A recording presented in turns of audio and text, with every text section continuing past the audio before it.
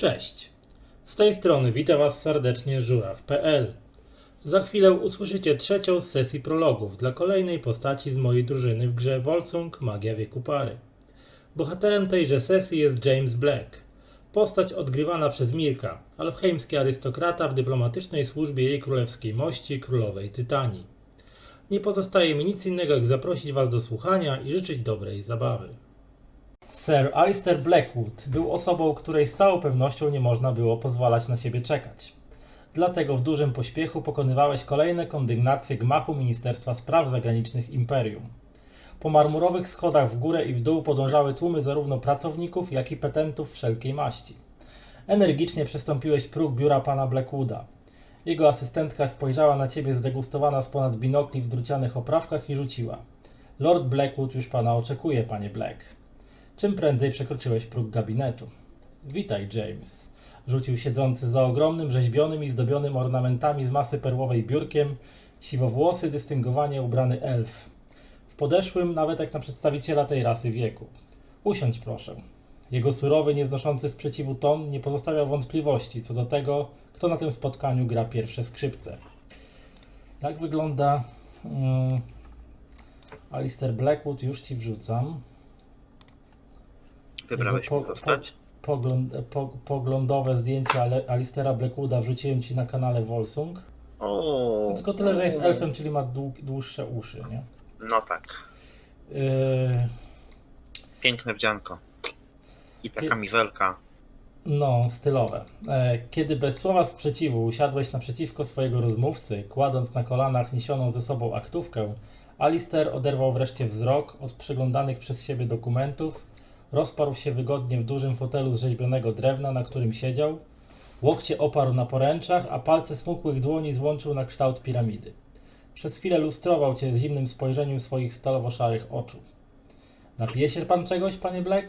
Nutka fałszywej uprzejmości w tonie głosu elfiego arystokraty dała ci do zrozumienia, że siedzący naprzeciw ciebie mężczyzna, przedstawiciel innych ras, a z pewnością rasy ludzkiej, traktuje zazwyczajowo co najmniej protekcjonalnie. Co robisz? Jak najbardziej poproszę. Czy mogę poprosić whisky z lodem, sir? Blackwood nachylił się do biurka, wcisnął jakiś przycisk, prawdopodobnie jakiegoś technomagicznego interkomu i rzucił: Marto, podaj naszemu gościowi whisky z lodem. Rozłączył się i z powrotem wrócił do swojej poprzedniej pozycji, przyglądając ci się z nieodgadnioną miną na twarzy.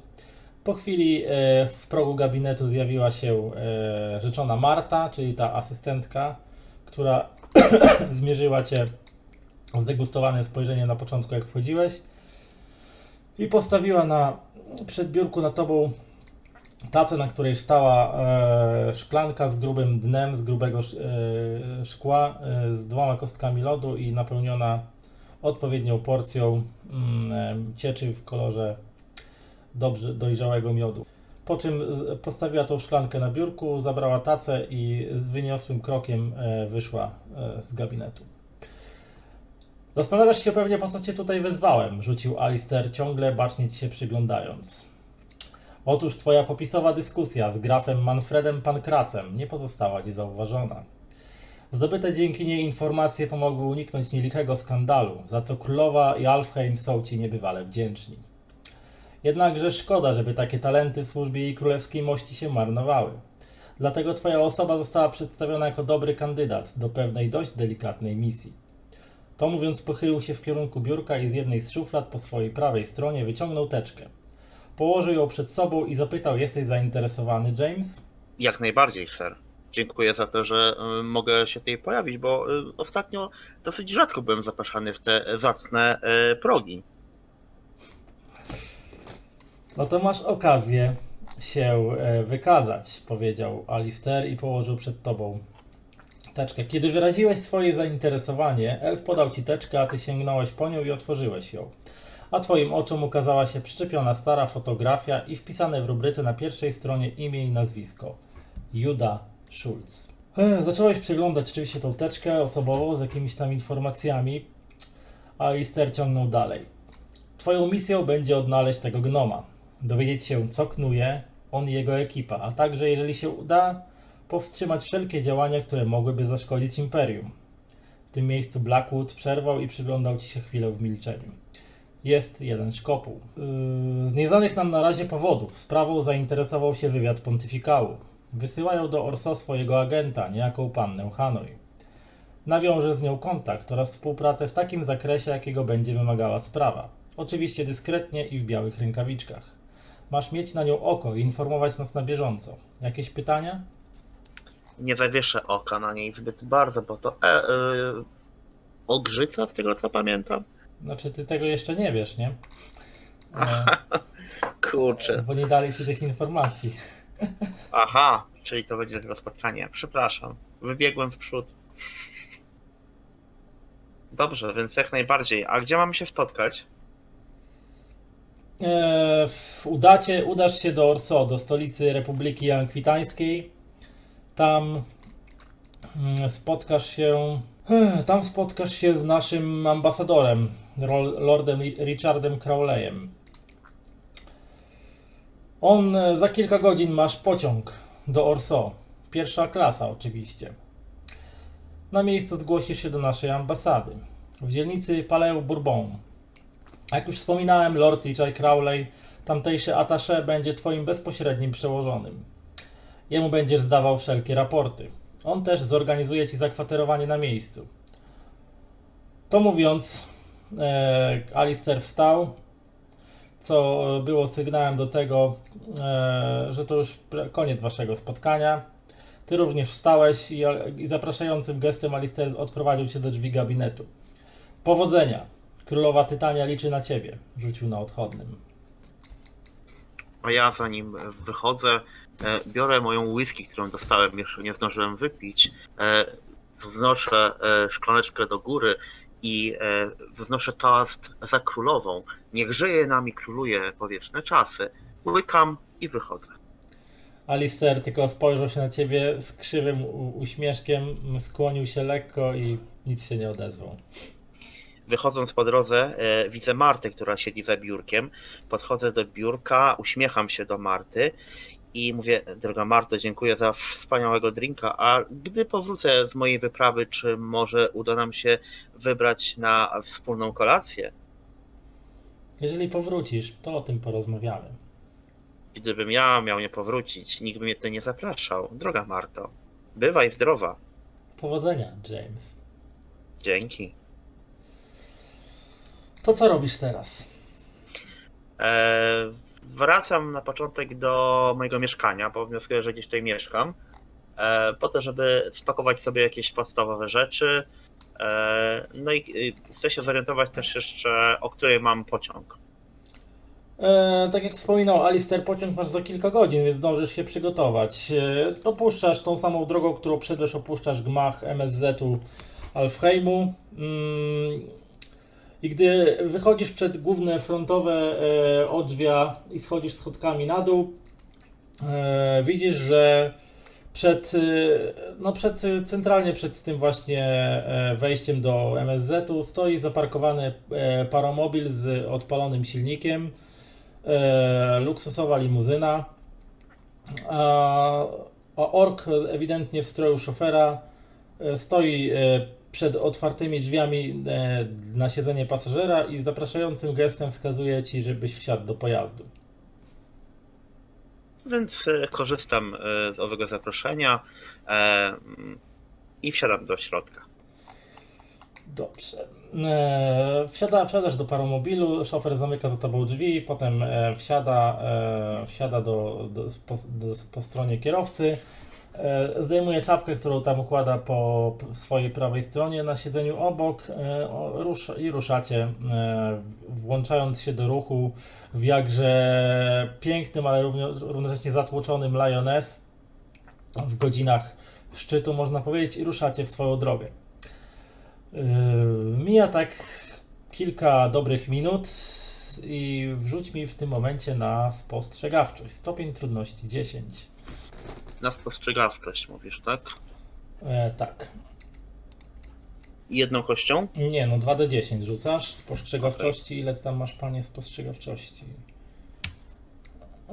Muszę sobie odpalić twoją kartę postaci. Ostrzegawczości masz 6. Więc mam 10. 3, A nie. nie 10, bo to Wybieram tą większą, tak? Okej. No to dobra. masz 9. No to brakuje ci jednego punktu. Możesz za żeton dodać sobie 1 na przykład. Albo dorzucić kostkę. Wiesz co, to dorzucę kostkę. Czy No to też kosztuje 1 żeton, tak? tak, w tym momencie. chociaż dodanie sobie po prostu 1 by od razu automatyczny sukces oznaczało, bo to już tylko jednego punktu ci brakuje. No to w sumie. A jeżeli będę miał więcej, to coś zmieni?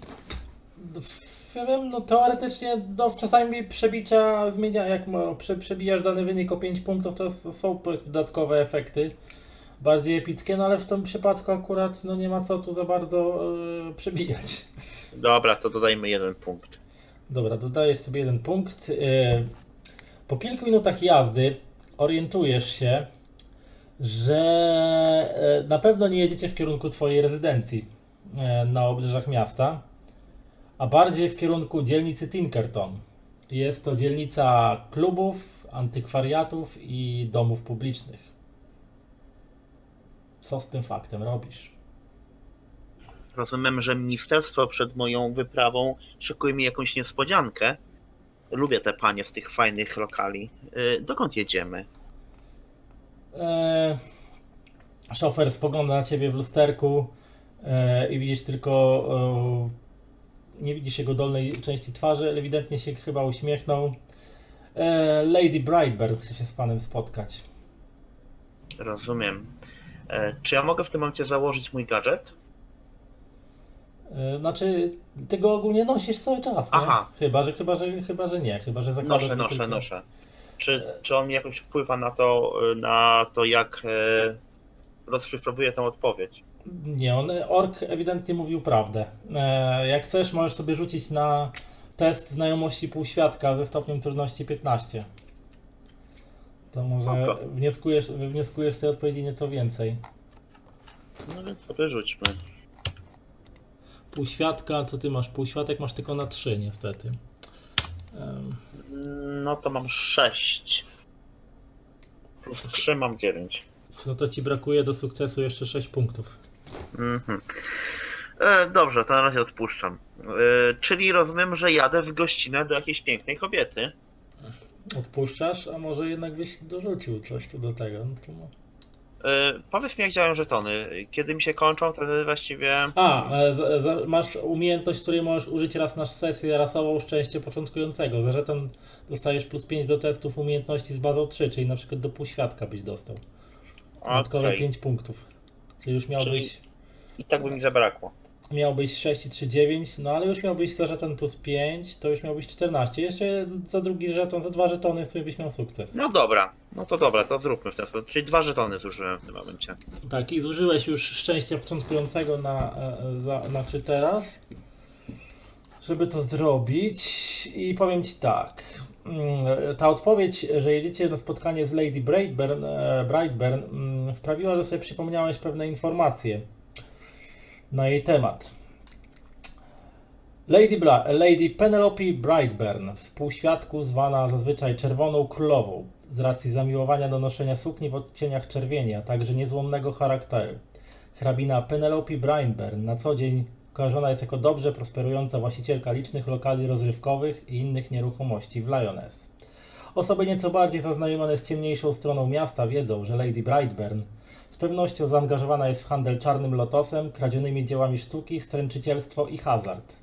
Zarówno z racji wysokiej pozycji społecznej, jak i powiązań z jej męża Algernona Brightburna, ani inspektorom Alven Yardu, ani nawet agentom Secret Service nie udało się do dnia dzisiejszego niczego jej udowodnić. Być może dlatego, że wszyscy, którym przyszło do głowy próbować zaszkodzić jej interesom, znikali w tajemniczych okolicznościach albo kończyli martwi.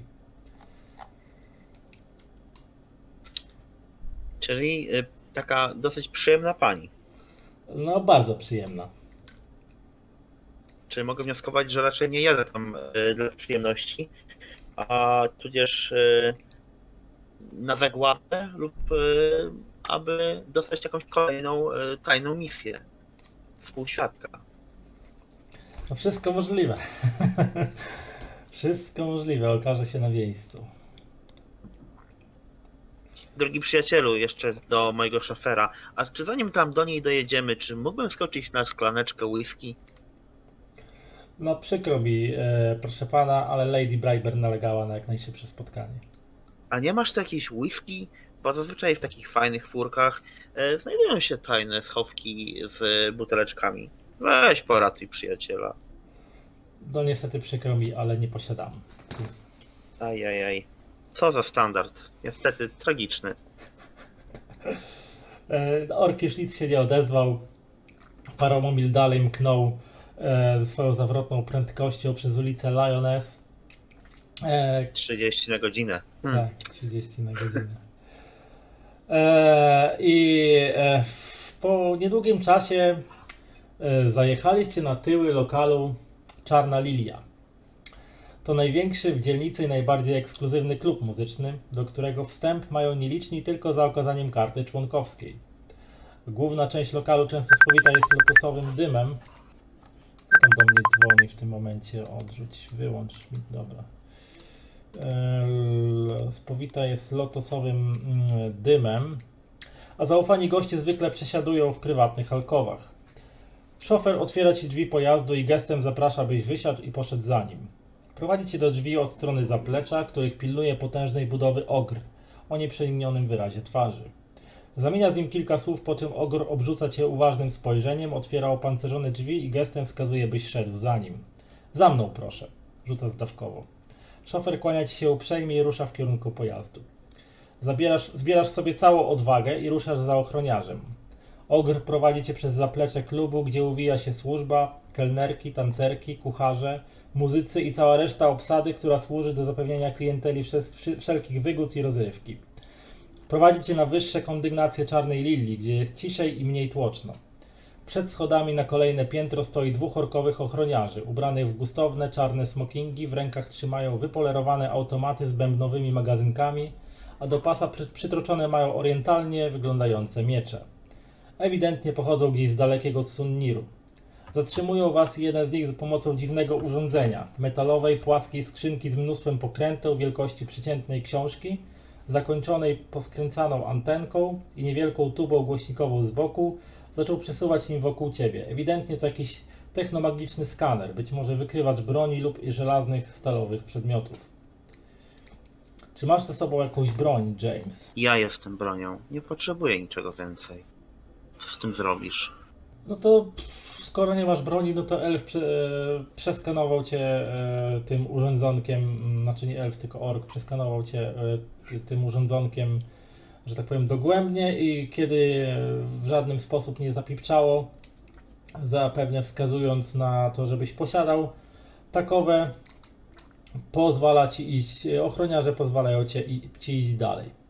Wchodzicie po schodach na ostatnie piętro lokalu, gdzie szeroki, gustownie urządzony korytarz prowadzi do dwuskrzydłowych, solidnych, drewnianych drzwi, po bokach których stoi kolejnych dwóch ochroniarzy. Ogr podchodzi do drzwi, otwiera je i za gestem zaprasza cię do środka. Przekraczasz próg i drzwi zamykają się za tobą bezszelestnie. Znajdujesz się w obszernym, o ile nie olbrzymim gabinecie, urządzonym gustownie i z przepychem. Marmurowa podłoga, wyścielana miękkimi dywanami, meble z inkrustowanego drewna, mnóstwo obrazów na ścianach, ornamentów, dzieł sztuki na podestach, do tego mnóstwo kolorowych roślin. Spod sufitu zwisają kryształowe żerandory rozświetlane energią maniczną. Naprzeciw ciebie po drugiej stronie pomieszczenia większą część ściany stanowi olbrzymia witryna z widokiem na resztę Czarnej Lilii, prawdziwe centrum dowodzenia. Witaj, James. Ile to już minęło? Stojąca przy witrynie tyłem do ciebie wysoka postać elfiej arystokratki oderwała wzrok od widoku roztaczającego się na zewnątrz gabinetu i powoli zwróciła się w twoją stronę. Chwilę ciszy przerwał szelest jej olśniewającej sukni o barwie głębokiej czerwieni. W tym momencie przypomniałeś sobie, jak piękną kobietą była Penelope. Piękną i śmiertelnie niebezpieczną. Wklejam ci wygląd jej sukni. Ładna czerwona. Nie na darmo jest czerwoną królową. Tak. Podeszła do ciebie na tyle blisko, by owiała cię aura i delikatnych perfum o słodkawym zapachu. Długie blond włosy swobodnie spływały na alabastrową skórę ramion, oczy barwy opali lustrowały cię uważnie, a przyozdobione krwisto-czerwonej barwy pomadką usta układały się w lekko ironicznym półuśmiechu. W palcach dłoni ubranej w długie, sięgające za łokieć rękawiczki, również czerwone jak suknia, trzymała kieliszek wybornego Chardonnay, jej ulubionego. Napijesz się czegoś, James? Zapytała wyczekująco, usłyszałeś już po raz kolejny tego dnia. Dziękuję, że mi proponujesz. Ja poproszę moją ulubioną whisky. Czy masz dla mnie moją Monkey Shoulder? Oczywiście, James, jakbym mogła nie mieć. Wskazała Pamiętaj. ci drobnym gestem ręki, żebyś usiadł na wyścielanej czerwonym, oczywiście pluszem kanapie z boku pomieszczenia i sama podeszła do sporej wielkości stolika pozastawionego różnego rodzaju trunkami oraz naczyniami służącymi do spożywania tego trunku. Odstawiła na bok kieliszek swojego Chardonnay i sięgnęła po pękatą butelkę uwielbianej tak przez ciebie whisky. Pamiętaj, Monkey Shoulder i kochanie, 2 kostki lodu poproszę. Nie bądź arogancki, James. Nie jestem.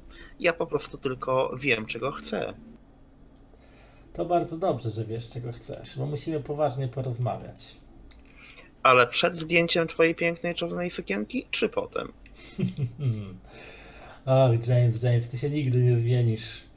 Jak najbardziej. Uśmiechając się podeszła do ciebie, podając ci szklankę twojej ulubionej whisky, a później siadła sobie obok i spojrzała na ciebie uśmiechając się. Ale tak naprawdę, James, musimy porozmawiać o twoim bracie. O twoim moim bracie bracie? Jeremim. Przecież wiesz, że nie lubię rozmawiać o moim bracie. Mój brat jest za koło mojej rodziny. Dlaczego ja muszę o nim rozmawiać? Co znowu nawywijał? A widzisz, jaki ty jesteś świetnie poinformowany, James. No Jeremy jak zwykle coś nawywijał. Nie będę płacił żadnych jego długów. Nigdy więcej. Obawiam się, James, że to nie do końca jest tak, jak ty sobie to wyobrażasz, powiedziała Penelope, dopiła łyk swojego Chardonnay i wstała odstawić kieliszek, pusty kieliszek na stojący obok stolik z mahoniowego drewna. Otóż Jeremy tym razem przesadził. Wiesz, jak on lubi grać w karty, prawda? Wiesz o tym doskonale i doskonale wiesz o tym, że zazwyczaj przegrywa. I nawet jeżeli raz na jakiś czas uda mu się wygrać. No i tym razem przegrał. Przegrał bardzo dużo pieniędzy, James. Naprawdę, bardzo dużo. I co gorsze, przegrał jednym z moich lokali. Ale ja ci już powiedziałem, że ja nie będę spłacał długów mojego brata. Uwierz mi, jego dług, a tym razem dług twojej rodziny, bo pamiętaj, że Jeremy jest twoim starszym bratem. Czyli to on dziedziczy głównie majątek po waszym zmarłym ojcu. To nie jest tak do końca. Zawsze mój brat może nie dotrwać momentu, kiedy będzie czytany testament. To prawda, James, ale długi się dziedziczy, a przynajmniej długi wobec mnie. Moja droga, z tego co pamiętam, jedyny dług, który u ciebie mam, to taki, że ostatnim razem wychodząc nie podziękowałem ci za wspaniałą noc, po prostu bo spałaś. Dlatego nie wiem, czy będziemy dyskutować tutaj na temat mojego brata. Wiesz, jeżeli masz do niego jakąś sprawę, a on przypadkiem jednak zginie, ja nie będę płakał z tego powodu. Jego śmierć tak naprawdę na nic mi się nie przyda, James. Ja jestem kobietą praktyczną. Ja również, więc dlatego może załatwmy nasze sprawy tak jak zazwyczaj, z dozą przyjemności i nieodpowiedzialności za cokolwiek, właściwie braku owej odpowiedzialności i po prostu przejdźmy do dnia następnego. No nie, kochany. Tym razem tak łatwo ci nie pójdzie. Słuchaj. Sprawa wygląda tak. Jeżeli nie chcesz z tytułu hrabiowskiego zejść do poziomu robotników w dokach, to będziesz musiał coś dla mnie zrobić. Moja droga, ja tylko chciałem zauważyć, że nieważne gdzie będę i kim będę i co będę robił, mój status, on po prostu sam z siebie będzie wychodził. A z chłopakami z doków nieraz się już dogadywałem w różnych kwestiach i gwarantuję ci, że gdybyś czegoś potrzebowała właśnie od tych wspaniałych ludzi z tych nizin naszych społecznych, jestem w stanie ci wiele rzeczy załatwić, dlatego ja naprawdę nie dostrzegam związku. O, James, to twoje droczenie się jest urocze. Podeszła do ciebie i tak palcami smukłych dłoni w rękawiczkach musnęła twoją porośniętą zarostem, twój porośnięty podbródek, sprawiając, że dreszcze przeszły twoje ciało, a ty mimowolnie podniosłeś się do pozycji wyprostowanej. Stanąłeś naprzeciwko niej, mimo tego, że lekko górowała nad tobą wzrostem, jak to elfy.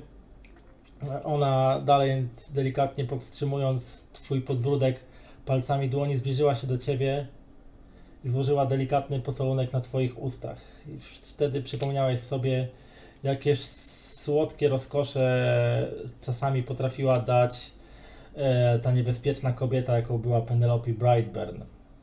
Wiesz, James, że mi się nie odmawia. Wiem, bardzo chętnie pójdę z tobą do łóżka, jak zawsze, ale nie będę płacił żadnych długów mojego brata. Zrób z nim co chcesz. Widzisz, James, tak się składa, że wiem, dokąd się udajesz. Ja zawsze wiem to, co chcę wiedzieć. I tak się składa, że mógłbyś wyświadczyć dla mnie pewną przysługę. I tak się składa, że gdy wyświadczysz dla mnie tą przysługę, uznam, że szaleństwa twojego brata Jeremiego z ostatnich tygodni nie miały miejsca.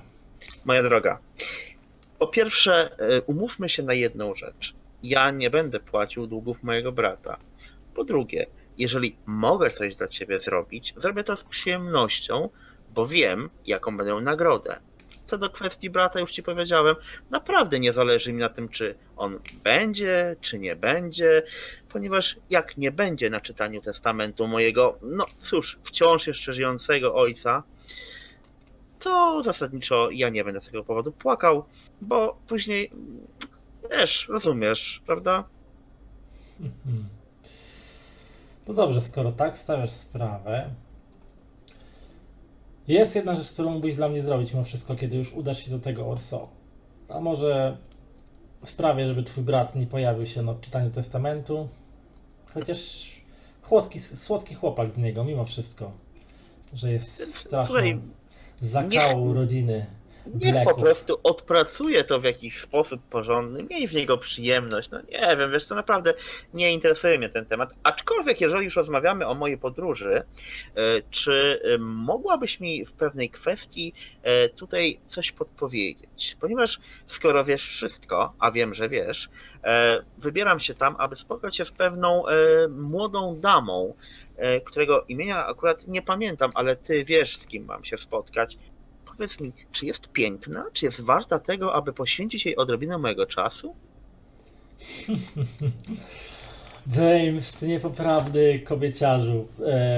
Tam od razu, kobieciarzu, muszę sobie usprawnić moją pracę, prawda? Bo będziemy wspólnie robić jakieś ważne sprawy dla ministerstwa. Oczywiście, no, pan ważny pracownik ministerstwa z przekąsem powiedziała Penelope i podeszła do swojego stoliczka, nalać sobie do kieliszka kolejną porcję Chardonnay. Gdybyś nie był tak uroczy, kazałabym cię tutaj w tym momencie wychłostać, a później przegonić cię nago po głównych ulicach Lyoness, no ale skoro jesteś tak ważnym pracownikiem ministerstwa, może te Droga, przyjemności zostawię sobie na później. kochana Penelope, jak zawsze niepoprawna, a z biczem uwielbiam cię, naprawdę uwielbiam. Minęło trochę czasu od naszego ostatniego spotkania, ale myślę, że kiedy wrócisz z Orso, a mam nadzieję, że wrócisz, to kiedy powiedzmy zrobisz mi pewną drobną przysługę w tym Orso, no myślę, że możemy porozmawiać o naszych wspólnych przygodach z Page'em. Myślę, że będziemy wiele Szpicrutą rzeczy i innymi robić, ale na pewno nie zabawniczkami. rozmawiać. Może jeszcze trochę twojej ulubionej whisky? Jak najbardziej, pamiętaj, to ma być tylko i wyłącznie Monkey Shoulder. Monkey Shoulder, dobrze, Monkey Shoulder. Tak naprawdę, no, doskonale wiesz, że igrasz tak naprawdę z ogniem, podpuszczając panią Penelope Brightburn, ponieważ ta elfka dosyć wiekowa, pomimo olśniewającego wyglądu, na oko jest, być może ma gdzieś koło setki nawet. No, nie na darmo już od wielu, wielu lat jest w tym półświadkowym biznesie i ostrożnie musisz stąpać, żeby nie przekroczyć pewnej cienkiej, czerwonej linii, która postawiłaby cię po drugiej stronie twojego Dlaczego ta jakże... Dlaczego ta informacja w opisie mojej przyjaciółki pojawia się dopiero teraz? Trudno. Znaczy to Kobiety nie są do końca jest twoja przyjaciółka, wino. po prostu się zdacie z Im starsze, tym lepsze. przeszłości. Nalała ci kolejną porcję Monkey Shoulder i wręczyła ci je z zagadkowym uśmiechem na twarzy, po czym usiadła na krawędzi swojego mahoniowego biureczka, przy którym zapewne nie raz i nie dwa wypełniała dokumenty, a być może również załatwiała inne biznesy, inne czynności ze swoimi Na pewno. adoratorami. Na tym biurku. I westchnęła głęboko. Widzisz, James, potrzebuje pewnej rzeczy z Orso. Nie wiem, jak ona tam się znalazła, ale chciałabym ją odzyskać. To drobnostka. Jak widzisz, jestem miłośniczką rzeczy ładnych, rzeczy gustownych i eleganckich, a brakuje mi w kolekcji pewnej rzeczy. Niedużej. Jest to taka pozytywka. Srebrna pozytywka z 2 tańczącymi ogrami. Ciekawa konstrukcja, prawda?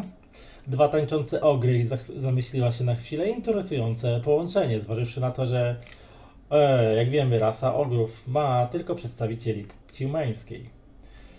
W każdym razie, jakieś 20 lat temu z kolekcji jeszcze mojego ojca zniknęła owa pozytywka, a bardzo chciałem ją odzyskać. I dowiedziałem się, że jest w posiadaniu niejakiego Mordekaja Lansmana. Jest to, powiedzmy, że mój associate, czyli współpracownik w interesach, którego dawno już nie widziałam, ale który, powiedzmy, podtrzymuje moje podtrzymuje moją działalność i współpracuje w mojej działalności, która dzieje się w Republice Akwitańskiej. Dowiedziałem się, że dostała się w jego posiadanie. Chciałabym, żebyś przy okazji, jak już tam będziesz i będziesz załatwiał swoje sprawy z naszą piękną orczycą Hanoi, żebyś załatwił dla mnie tą pozytywkę.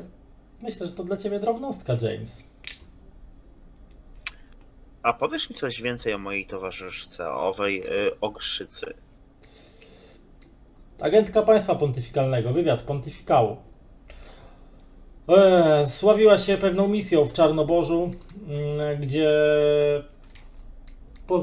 gdzie przeprowadzona przez nią akcja doprowadziła do schwytania pewnego groźnego wampirzego lorda. Więc jest skuteczna w swoich działaniach. Tylko tyle ci mogę powiedzieć. Niewiele informacji o niej funkcjonuje, ponieważ Wiktor, głównodowodzący tamtejszych sił, potrafi dosyć mocno dbać o to, żeby nie za wiele sekretów wydostawało się na zewnątrz. A powiedz mi, co tam u starego Alistera? Dalej jest takim gburem? Pewnie. Ostatnio niestety musiałem go odwiedzić, idąc zresztą do ciebie przez przypadek i poczułem się zasadniczo zignorowany, bo nie pozwolił mi w spokoju dopić mojej whisky. Dlatego wciąż się trzyma, wciąż jest piernikiem, ale dosyć skutecznym w swoich działaniach. Wiesz, to jest... Przypuszczam, To jest elf Przypuszczam, starej że- daty, urzędnik, który pamięta jeszcze stare dobre czasy, nawet jeszcze przed Wielką Wojną. Musisz mu wybaczyć jego podejście. On po prostu już Nie, ja po prostu przychodzę, jest bliski przejścia w śnienie, więc Czy myślisz, że miejscówka za jego biureczkiem mogłaby mi kiedyś przypaść? nie uważam, James, żeby siedzenie za biurkiem i przewracanie papierów było czymś, co jest dla ciebie. Mi się wydaje, że jesteś stworzony do nieco bardziej szalonych rzeczy i bardziej aktywnych. Nie mogę robić szalone rzeczy poza pracą za biurkiem, więc zasadniczo wiesz, odwiedzanie pobliskich domów przyjemności, tudzież zwanych rozpusty, sprawiłoby mi dodatkowe argumenty na to, aby jednak przemęczyć kilka godzin. Wiesz, czasami myślę, że chyba powinienem przejść na emeryturę. Mój wiek, lat 40 kilka, powoduje, że już jakoś tak coraz bardziej myślę o stabilizacji. Wiesz, żona w domu, dzieci, no i koleżanki na mieście. Penelope roześmiała się perlistym śmiechem, jakże nielicującym z jej, jak naprawdę przecież gdzieś tam głęboko zasadniczo poważną, a być może nawet okrutną osobowością poniekąd. W końcu ta twarda elfia arystokratka, która żelazną, takie dziwne stwierdzenie w przypadku elfów wrażliwych na żelazo, ręką rządzi ciemniejszą stroną miasta, albo przynajmniej jego sporą częścią. A tutaj taki naprawdę wesoły i szczery śmiech z jej ust. Tak, James, ty zawsze potrafisz mnie rozbawić, zawsze co w tobie lubiłam. Ale przejdźmy do rzeczy, bo niedługo spóźnisz się na swój pociąg. Jeszcze muszę wrócić do domu, aby się spakować, ale jak znam życie, to moje walizki czekają już tam za rogiem, prawda? No, aż tak o sobie nie mniemaj, James, że aż tak o ciebie dbam. No, wystarczy, że mój szofer cię odwiezie. Powiedz swojemu szoferowi, żeby zaopatrzył ten twój cudny wózek w jakiś fajny mini barek z moją ulubioną whisky. Proszę ciebie, kochanie. To przemyślę twoją prośbę, a tymczasem wybacz, ale muszę zająć się kolejnymi interesami. To mówiąc, zerknęła z uwagą na zegar, który wisiał gdzieś tam na ścianie i właśnie wybił kolejną godzinę waszego życia. Podchodzę do niej, biorę ją za rękę i soczyście w tą rękę całuję. Idź już, James, idź. Następnym razem będzie może okazja do okazywania sobie bliższych gestów. Więc wychodzę. Żegnaj, kochanie. Powodzenia, James. Dajesz się w kierunku drzwi, które jak na dotknięcie czarodziejskiej różdżki bezszelestnie otwierają się na oścież, a za nimi czeka oczywiście ogrzy terminator, ogrzy ochroniarz, który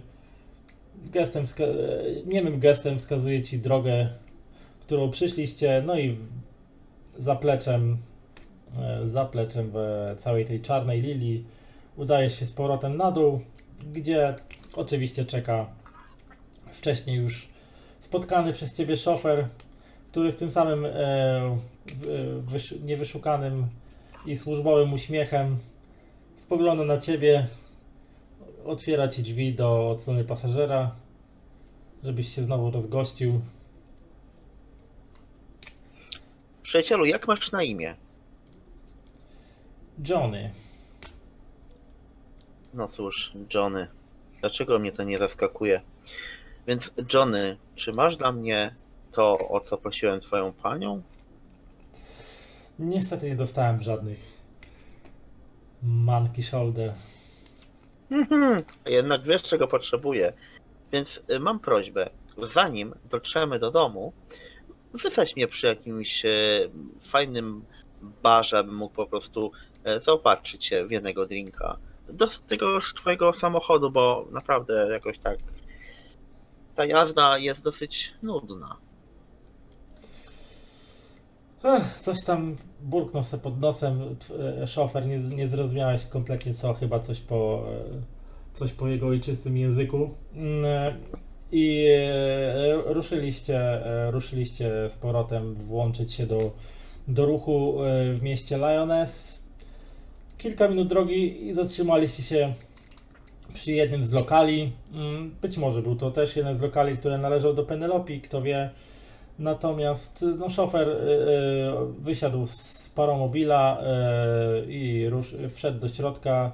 Po kilku minutach wrócił z butelką Monkey Shoulder i szklaneczką.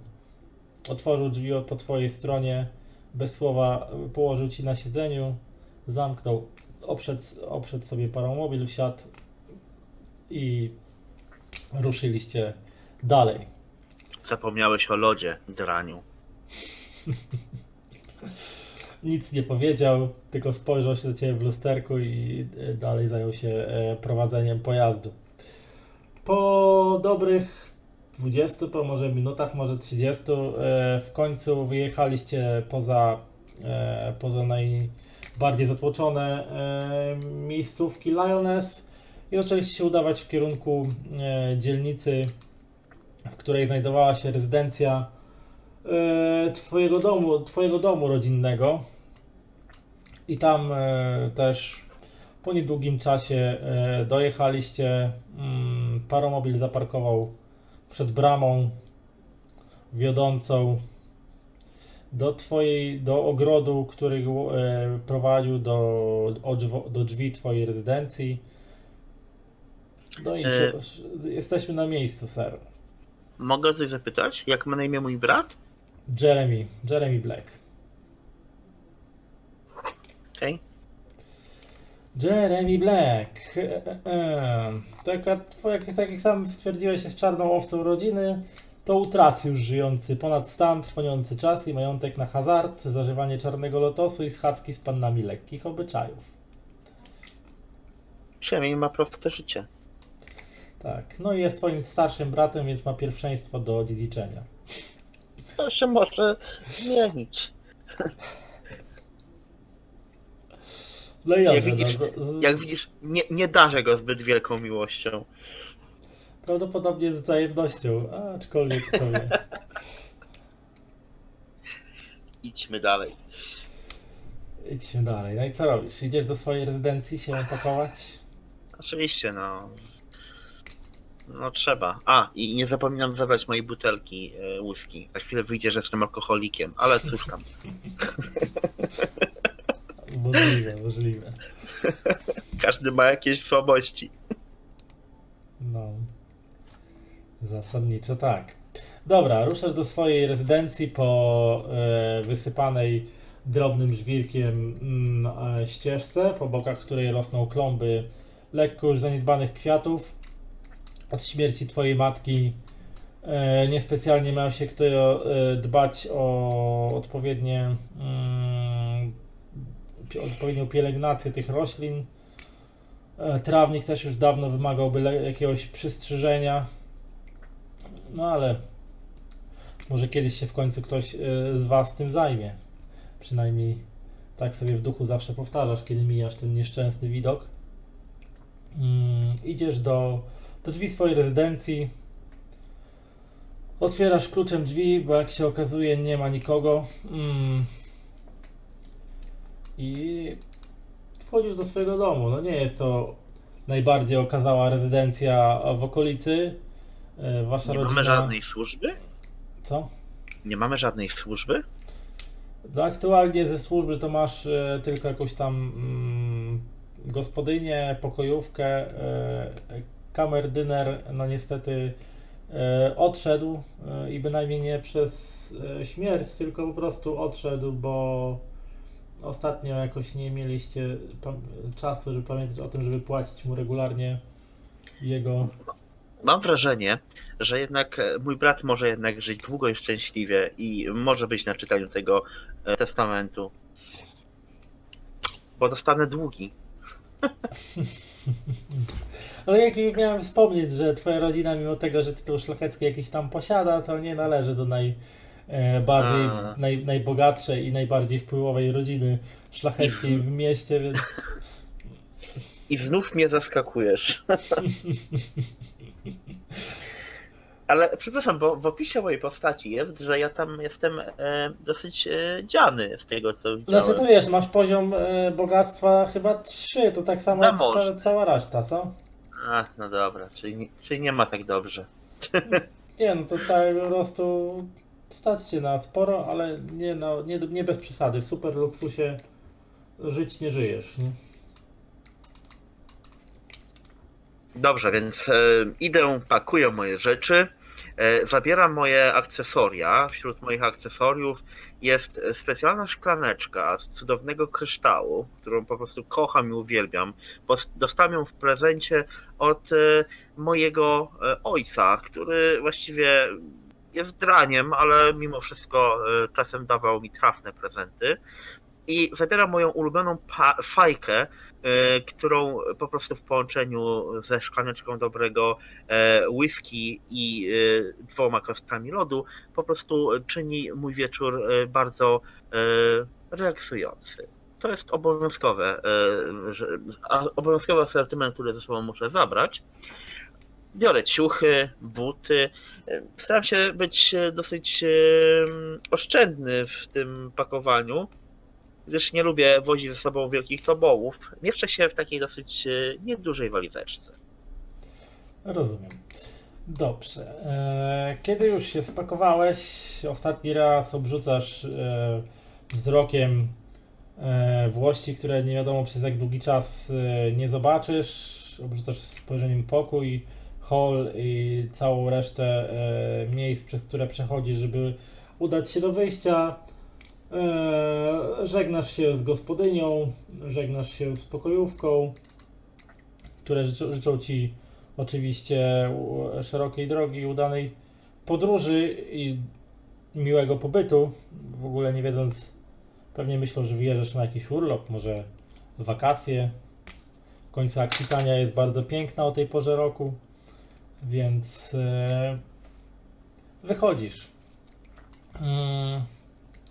Paromobil Lady Brightburn nadal tam na ciebie czeka. Kierowca stoi oparty o bok pojazdu i czyta gazetę. Pewnie jakieś dzisiejsze wydanie Lioness Krystalograf. Na twój widok zamyka ją, składa i wkłada ją sobie pod pachę. No i żwawo rusza w kierunku drzwi, żeby ci oczywiście otworzyć. I żebyś mógł sobie wsiąść do pojazdu, tak jak na arystokratę należało. Wsiadasz do pojazdu.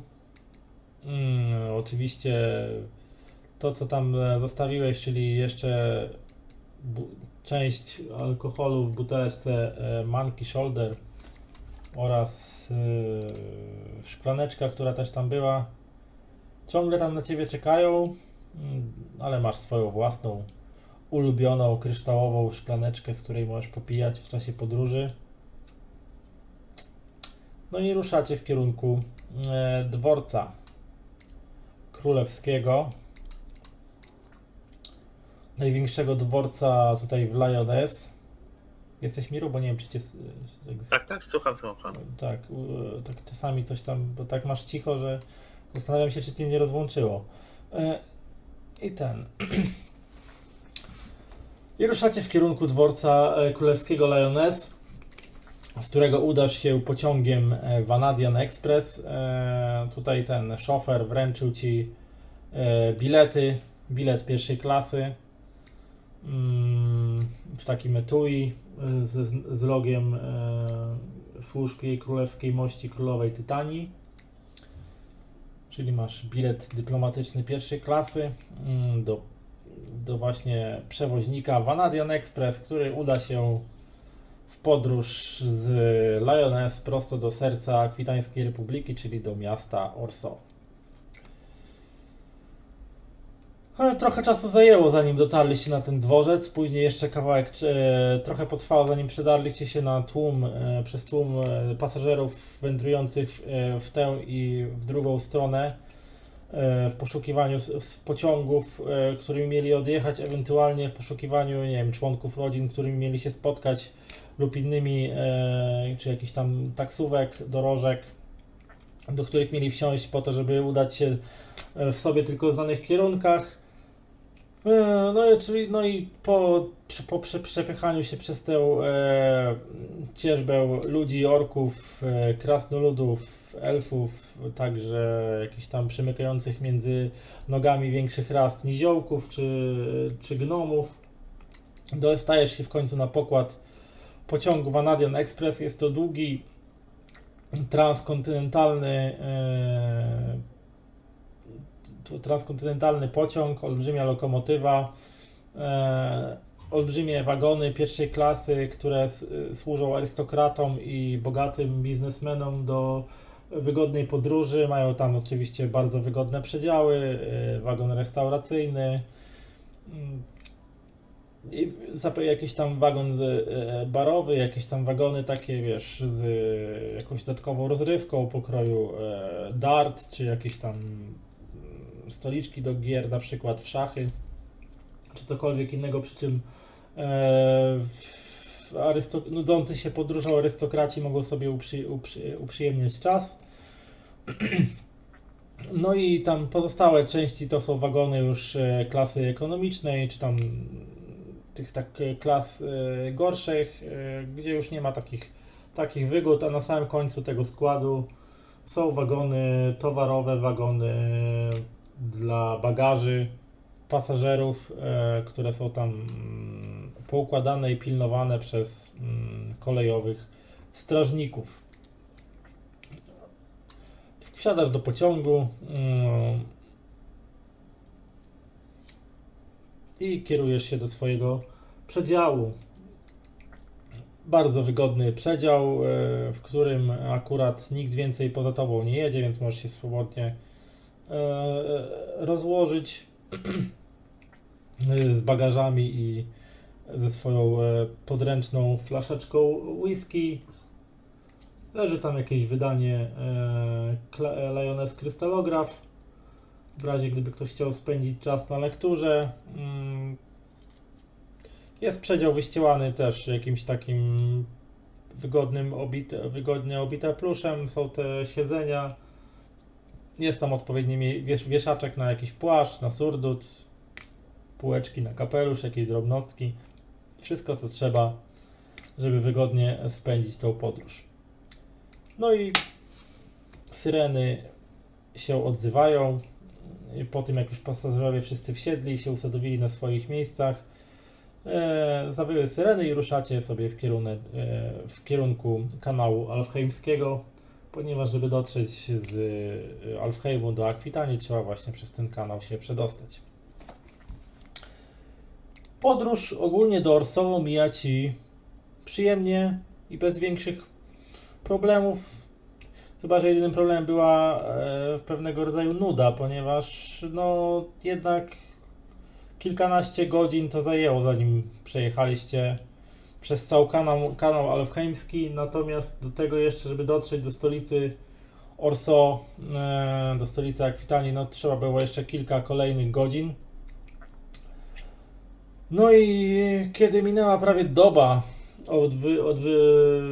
od Twojego wyjazdu z zatłoczonego, zamglonego Lioness, docieracie do Orso. Orso jest już przez okna swojego przedziału, kiedy przejeżdżałeś przez Akwitańską Republikę, po tym jak pociąg wysunął się z otworu kanału Alfheimskiego, zauważyłeś, że był to kraj jakże inny od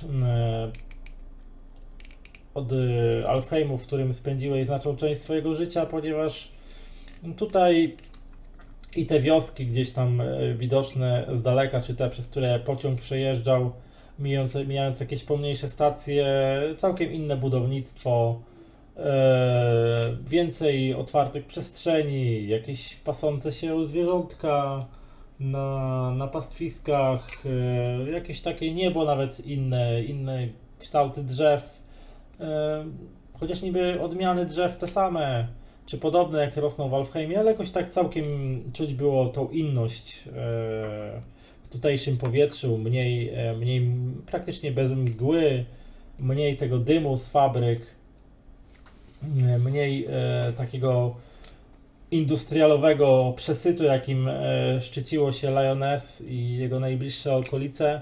Tutaj bardziej było sielsko, spokojnie, może bardziej nawet kolorowo. I kiedy dojechaliście do Orso, kiedy zabudowania zaczęły gęstnieć, kiedy tutaj ta zabudowa miejska zaczęła się coraz bardziej rozrastać, przekonałeś się, że w porównaniu do Lyoness, Orso, mimo tego, że to było duże miasto, może nawet bardzo duże miasto, jednak żadnego porównania do wielkości, do Molocha, jakim było Lyoness, nie było.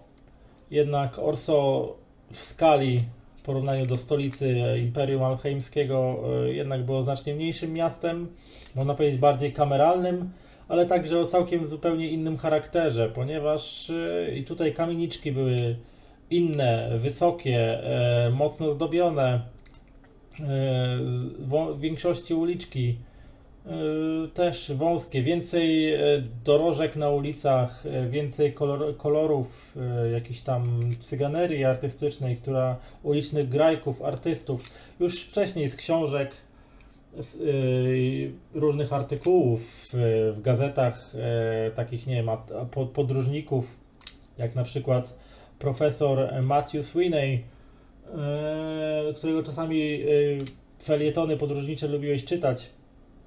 Opisywał właśnie Akwitanię jako kolorowy, brzmiący ulicznymi grajkami kraj artystów, malarzy, bohemy artystycznej, ale także wyśmienitych win czy szampanów, przecudownych kobiet o otwartych umysłach, czy po prostu również no, takiego całkowicie innego folkloru. Chociaż też było to napisane okiem takiego stricte alfheimskiego gentlemana na wakacjach, więc oczywiście w tych swoich felietonach Sweeney opisywał to wszystko z pewną dozą zachwytu, ale też było w tym, można wyczuć pewną dozę takiego alfheimskiego protekcjonalizmu, czyli podchodził z wyższością do tego wszystkiego, że było fajnie, było pięknie, kolorowo, ale jednak Alfheim, jakby nie było, lepszy. No i na takich rozmyślaniach nad istotą turystyki zagranicznej dotarłeś do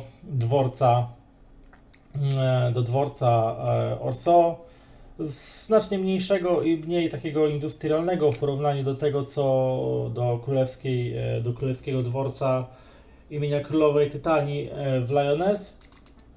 Tutaj skala nieco mniejsza, ale i tak przy wysiadaniu no, było tłoczno, ruchliwie i gwarno, z tym, że nie przywitały Cię oczywiście pokrzykiwania w ojczystym alfheimskim, ale właśnie pełno tu było gwaru, tego dziwnego, nieraz lekko gulgoczącego dla Was języka akwitańskiego. Tak jak często było słychać jakieś tam rozmowy w tym akwitańskim, który dla Was brzmiał trochę jakby ci ludzie mówili często z pełnymi ustami, no ale taki już urok Alfheimczyków, znaczy Akwitańczyków. A jako osoba wykształcona oczywiście doskonale akwitański rozumiesz i potrafisz się w nim porozumiewać. Gdzieś tam też oczywiście też jakieś inne akcenty, gdzieś tam się przybijają szorstkie warknięcia wotańskiego, gdzieś tam słyszysz jak ktoś przeklina po slawijsku. Jest tutaj na pewno też bogactwo kulturowe przyjezdnych, którzy odwiedzają wielkie Orso, być może w poszukiwaniu artystycznych doznań, a być może załatwiając jakieś interesy. W każdym razie właśnie znajdujesz się na peronie owego dworca i co robisz dalej? Zasadniczo hotel mam już zarezerwowany, czyli sam... Znaczy powiedział ci ten Blackwood powiedział ci, że powinieneś się zgłosić po zakwaterowaniu, powinieneś się zgłosić do ambasady Alfheimu, do lorda Richarda Crowleya, który No dobrze. miałby ci potem tam wskazać, gdzie zostaniesz zakwaterowany więc, i kieruję się w stronę wyjścia i będę szukał sobie jakiegoś transportu, aby dostać się do ambasady. No to oczywiście, strzałki i tam informacje po akwitańsku sprawnie raczej kierowały ruchem, nie było, że tak powiem, możliwości, żeby się zgubić w trakcie wyjścia z tego dworca, szczególnie, że nie był on tak okazały, tak jak mówiłem, jak dworzec Królewskiej Mości w Lyoness. Dworzec nazywał się Dworzec Avignon, gardu Avignon, widniało na tabliczkach. I kiedy już wyszedłeś przed jego front, no oczywiście jakaś tam w miarę duża, szeroka ulica biegnąca obok tego dworca, mnóstwo osób mijających się w tej i we w te, ruch oczywiście w pełnej krasie, pędzą paromobile, gdzieś tam stukają kopyta koni ciągnących dorożki, jakieś są tam pokrzykiwania, gdzieś tam nad głową widzisz majestatycznie przesuwające się sterowce, które wędrują w różnych kierunkach Vanadi. Na pewno nie będzie problemu, żeby znaleźć jakiś transport do dzielnicy Palais Bourbon, w której znajduje się ambasada Imperium Alfheimu. Dobrze, więc po prostu podchodzę są jakieś taksówki? Są taksówki, są dorożki, No, więc- są taksówki. Podchodzę do jakiejś taksówki i proszę kierowcę, aby mnie zawiózł do ambasady. Kierowca oczywiście zapraszającym gestem każe ci, żebyś tam wsiadasz. Jest to jakiś tam krasnolud, który sprawnie kręci kierownicą i rusza z miejsca. Jedziecie sobie tak przez chwilę, a on tak spogląda na ciebie z zaciekawieniem. Służbowo? Mam teraz pytanko, bo chciałbym użyć autorytetu. To jest profesjonalne, tutaj co mam zdolności. Tak, no masz takie coś. I tam mam +2 do konfrontacji z przedstawicielami niższego stanu.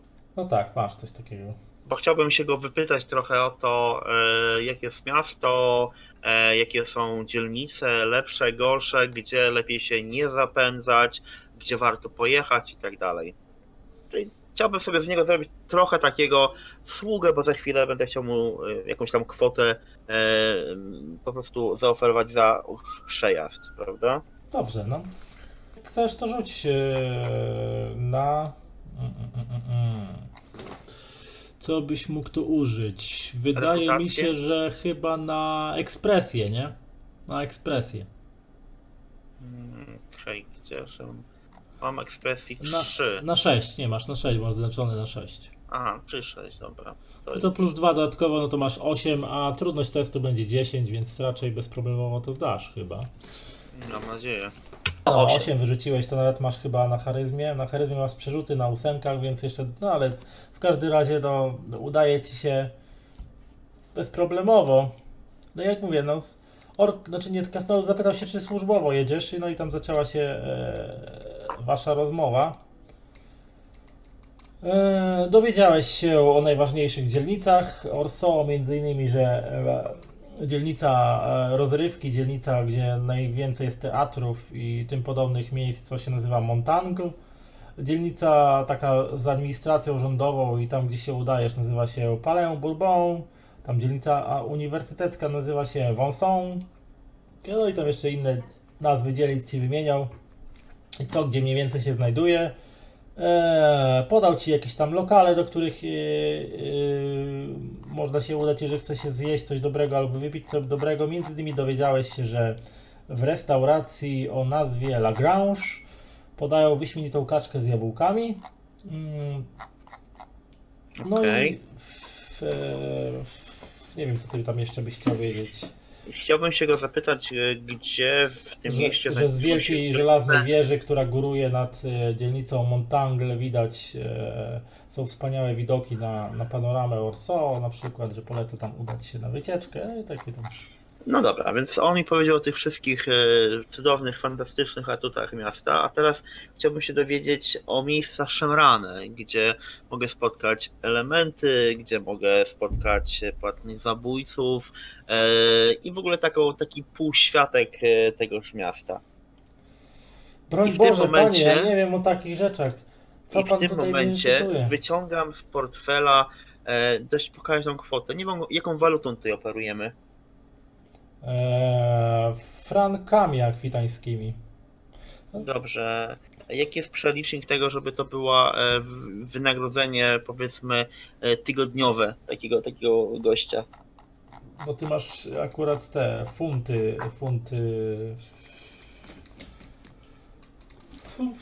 Mniej więcej podobne są przeliczniki. No dobra, załóżmy, Nie ma że wielkiej. daję mu takich funtów 200. Czy to będzie wystarczająca kwota? O, to bardzo, bardzo, bardzo dużo. No więc taką kwotę otrzymuję. Ja go w tym momencie dopytuję o właśnie takie miejsca i o osoby, które współświadka, no nie? Na pewno coś będzie wiedział, bo jednak wygląda na takiego trochę zbirowatowego, no jakby nie patrzeć. Że krasnolud to od razu zbirowaty.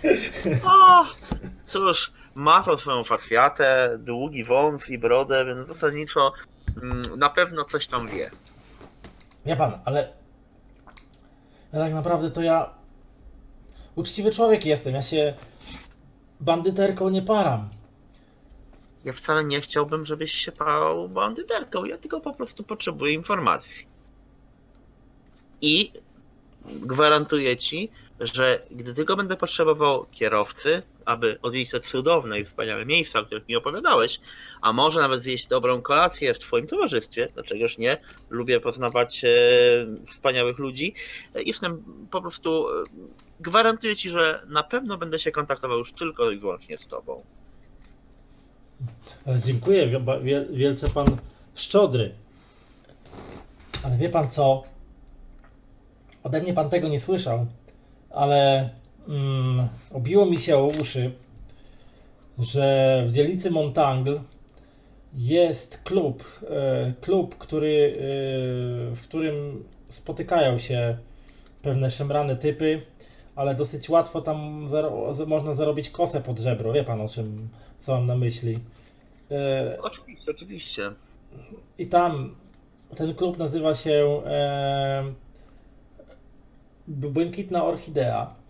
Tyle mogę panu powiedzieć. No, jak mówię, ja nie zajmuję się takimi sprawami. Mam rodzinę na utrzymaniu. Od rana do wieczora jeżdżę po mieście. Wie pan, jak to jest. Życie ciężkie życie.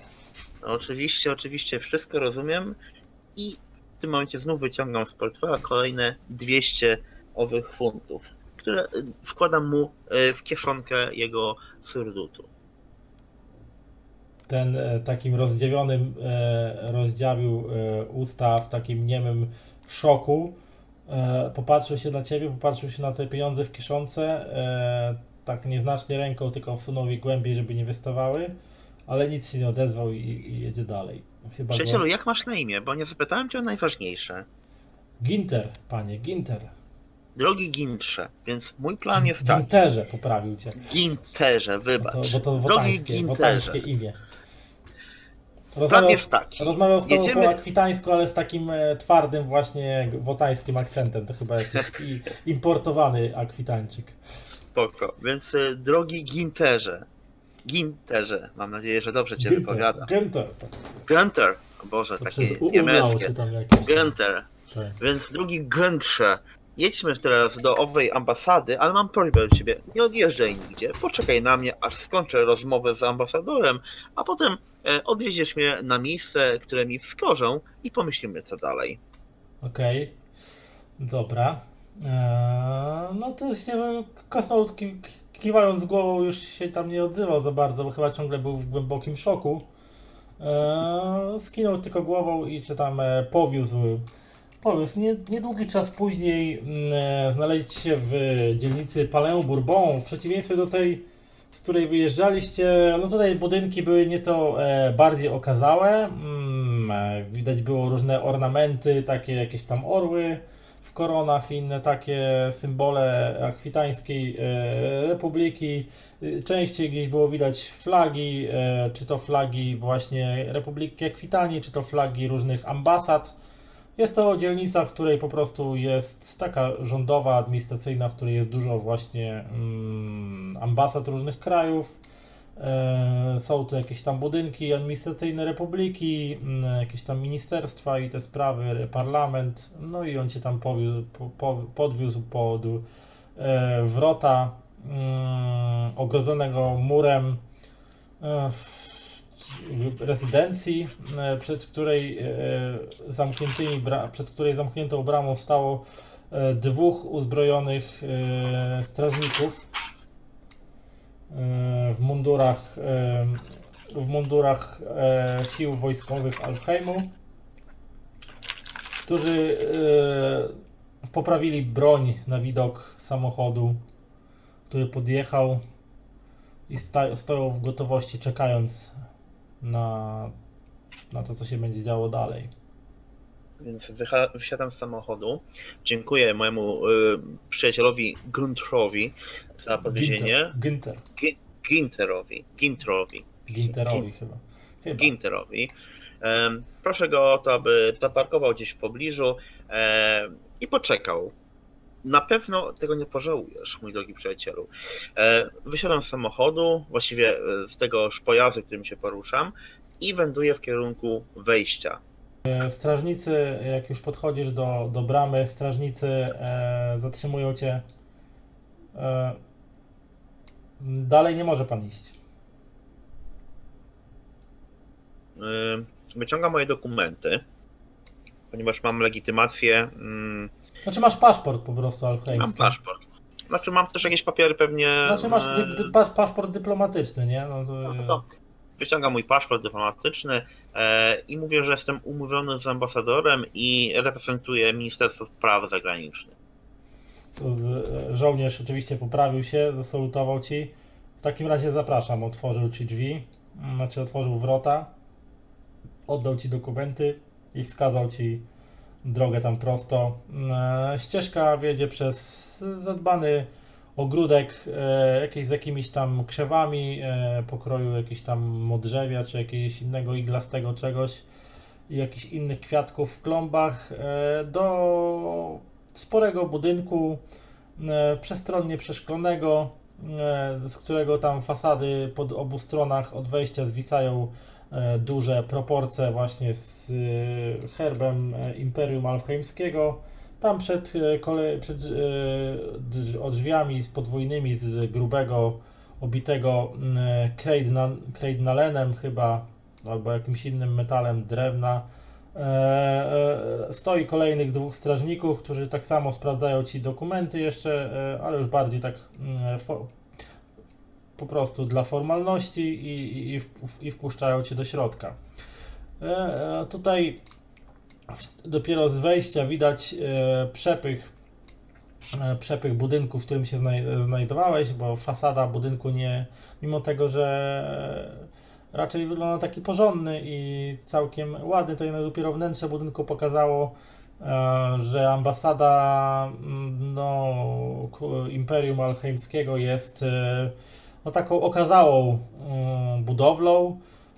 W środku oczywiście posadzki wyłożone marmurem, marmurowe schody prowadzące na piętra z wielkiego holu, w którym wita cię ubrany w gustowny frak jakiś kamerdyner czy coś w tym rodzaju, który oczywiście ze służbowym uśmiechem i dokładnie gustownie ubrany starszy pan z elegancko przystrzyżonymi włosami, z ustylizowanymi bokobrodami i gładko ogoloną twarzą.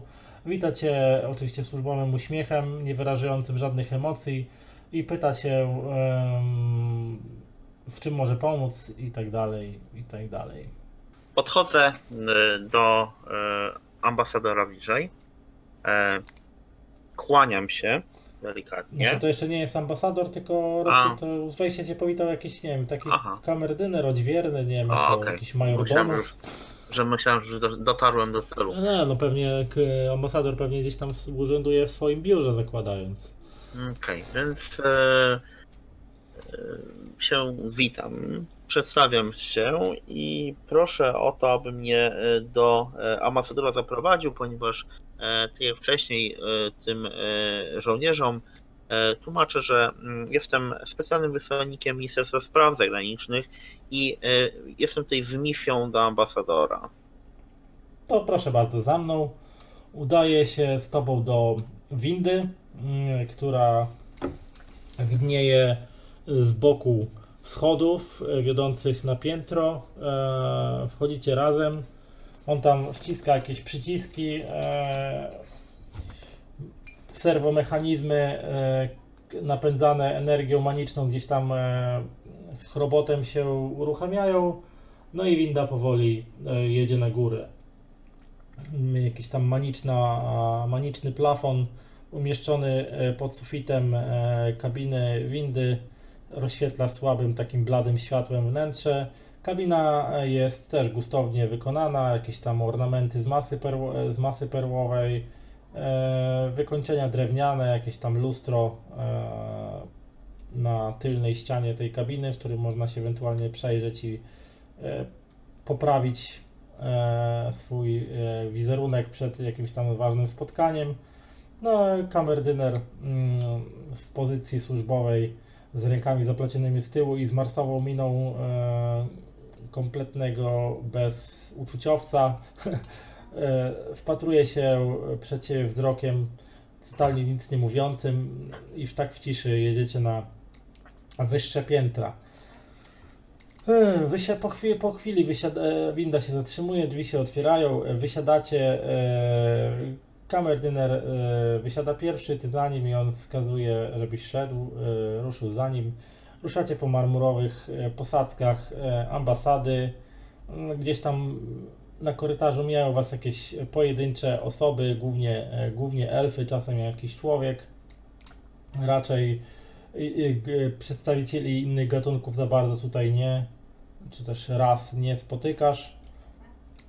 No i po chwili doprowadza was do sekretariatu, gdzie rzuca jakieś, zamienia parę słów z tutejszą asystentką, która gestem kieruje was w kierunku drzwi do gabinetu, zapewne wiodących do biura pana Richarda Crowley'a.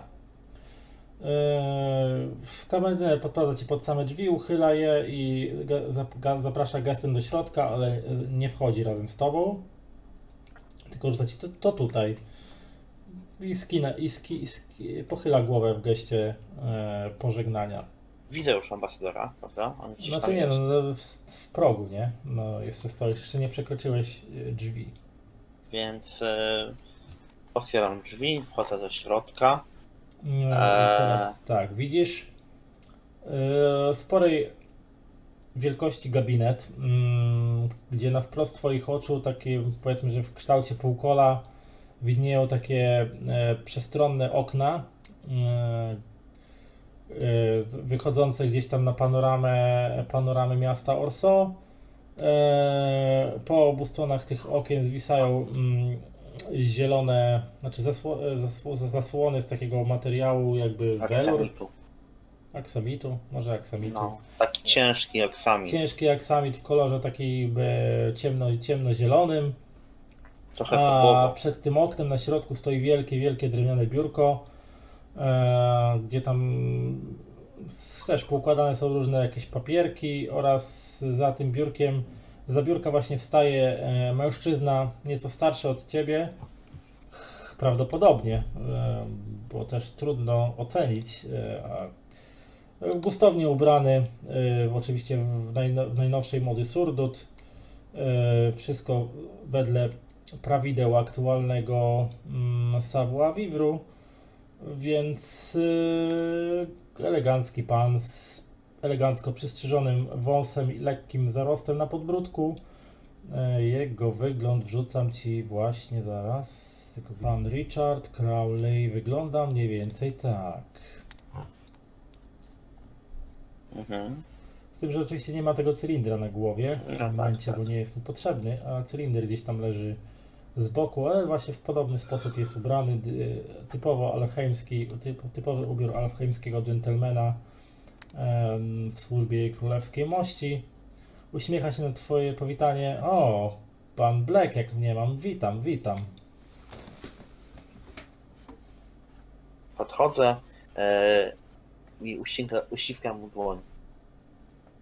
No on też wychodzi zza biurka, a podchodzi w twoim kierunku. Też energicznie potrząsa twoją dłonią. Zapraszam, zapraszam, proszę sobie usiąść. Panie ambasadorze, po pierwsze bardzo dziękuję za przyjęcie. Cieszę się, że mogłem pana poznać osobiście. Dużo słyszałem o panu i o pana dokonaniach w służbie naszej cudnie nam panującej królowej. Przybywam tutaj z misją, której właściwie szczegółów nie do końca znam. Ależ James, poczekaj, poczekaj. Oczywiście wiem, z jaką misją tutaj przybywasz, ponieważ dostałem te informacje, więc nie musimy tutaj głośno o tym rozmawiać. Tu przyciszył głos i gestem jakby tak no, oczami dał ci znać, że może nie należy zbyt głęboko się... Czyli mogą być podsłuchy.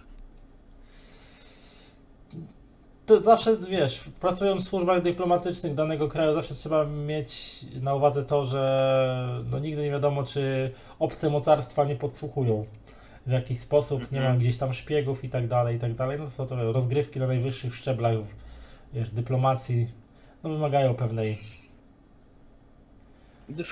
dyskrecji oczywiście. Tak jak ci wspomniał, jak przypominasz sobie słowa Alistera Blackwooda w białych rękawiczkach, James, w białych rękawiczkach. No więc tak, witam cię serdecznie, James. Oczywiście dostałem wszelkie informacje na temat tego, z jaką misją tu przybywasz. Interesujące zadanie. Dobrze. Zakwateronek dostaniesz w hotelu Concordia. Jest to hotel, z którego często korzystamy. Wygodnie, całkiem luksusowo. W miarę bezpiecznie, bo mamy go pod obserwacją.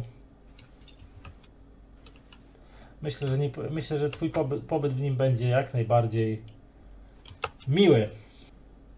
Jakieś pytania, James? Czy możemy swobodnie rozmawiać? Na tyle, na ile to możliwe. Więc, panie ambasadorze, z tego co wiem, mam się spotkać z jakąś młodą damą. Gdzie mogę jej szukać?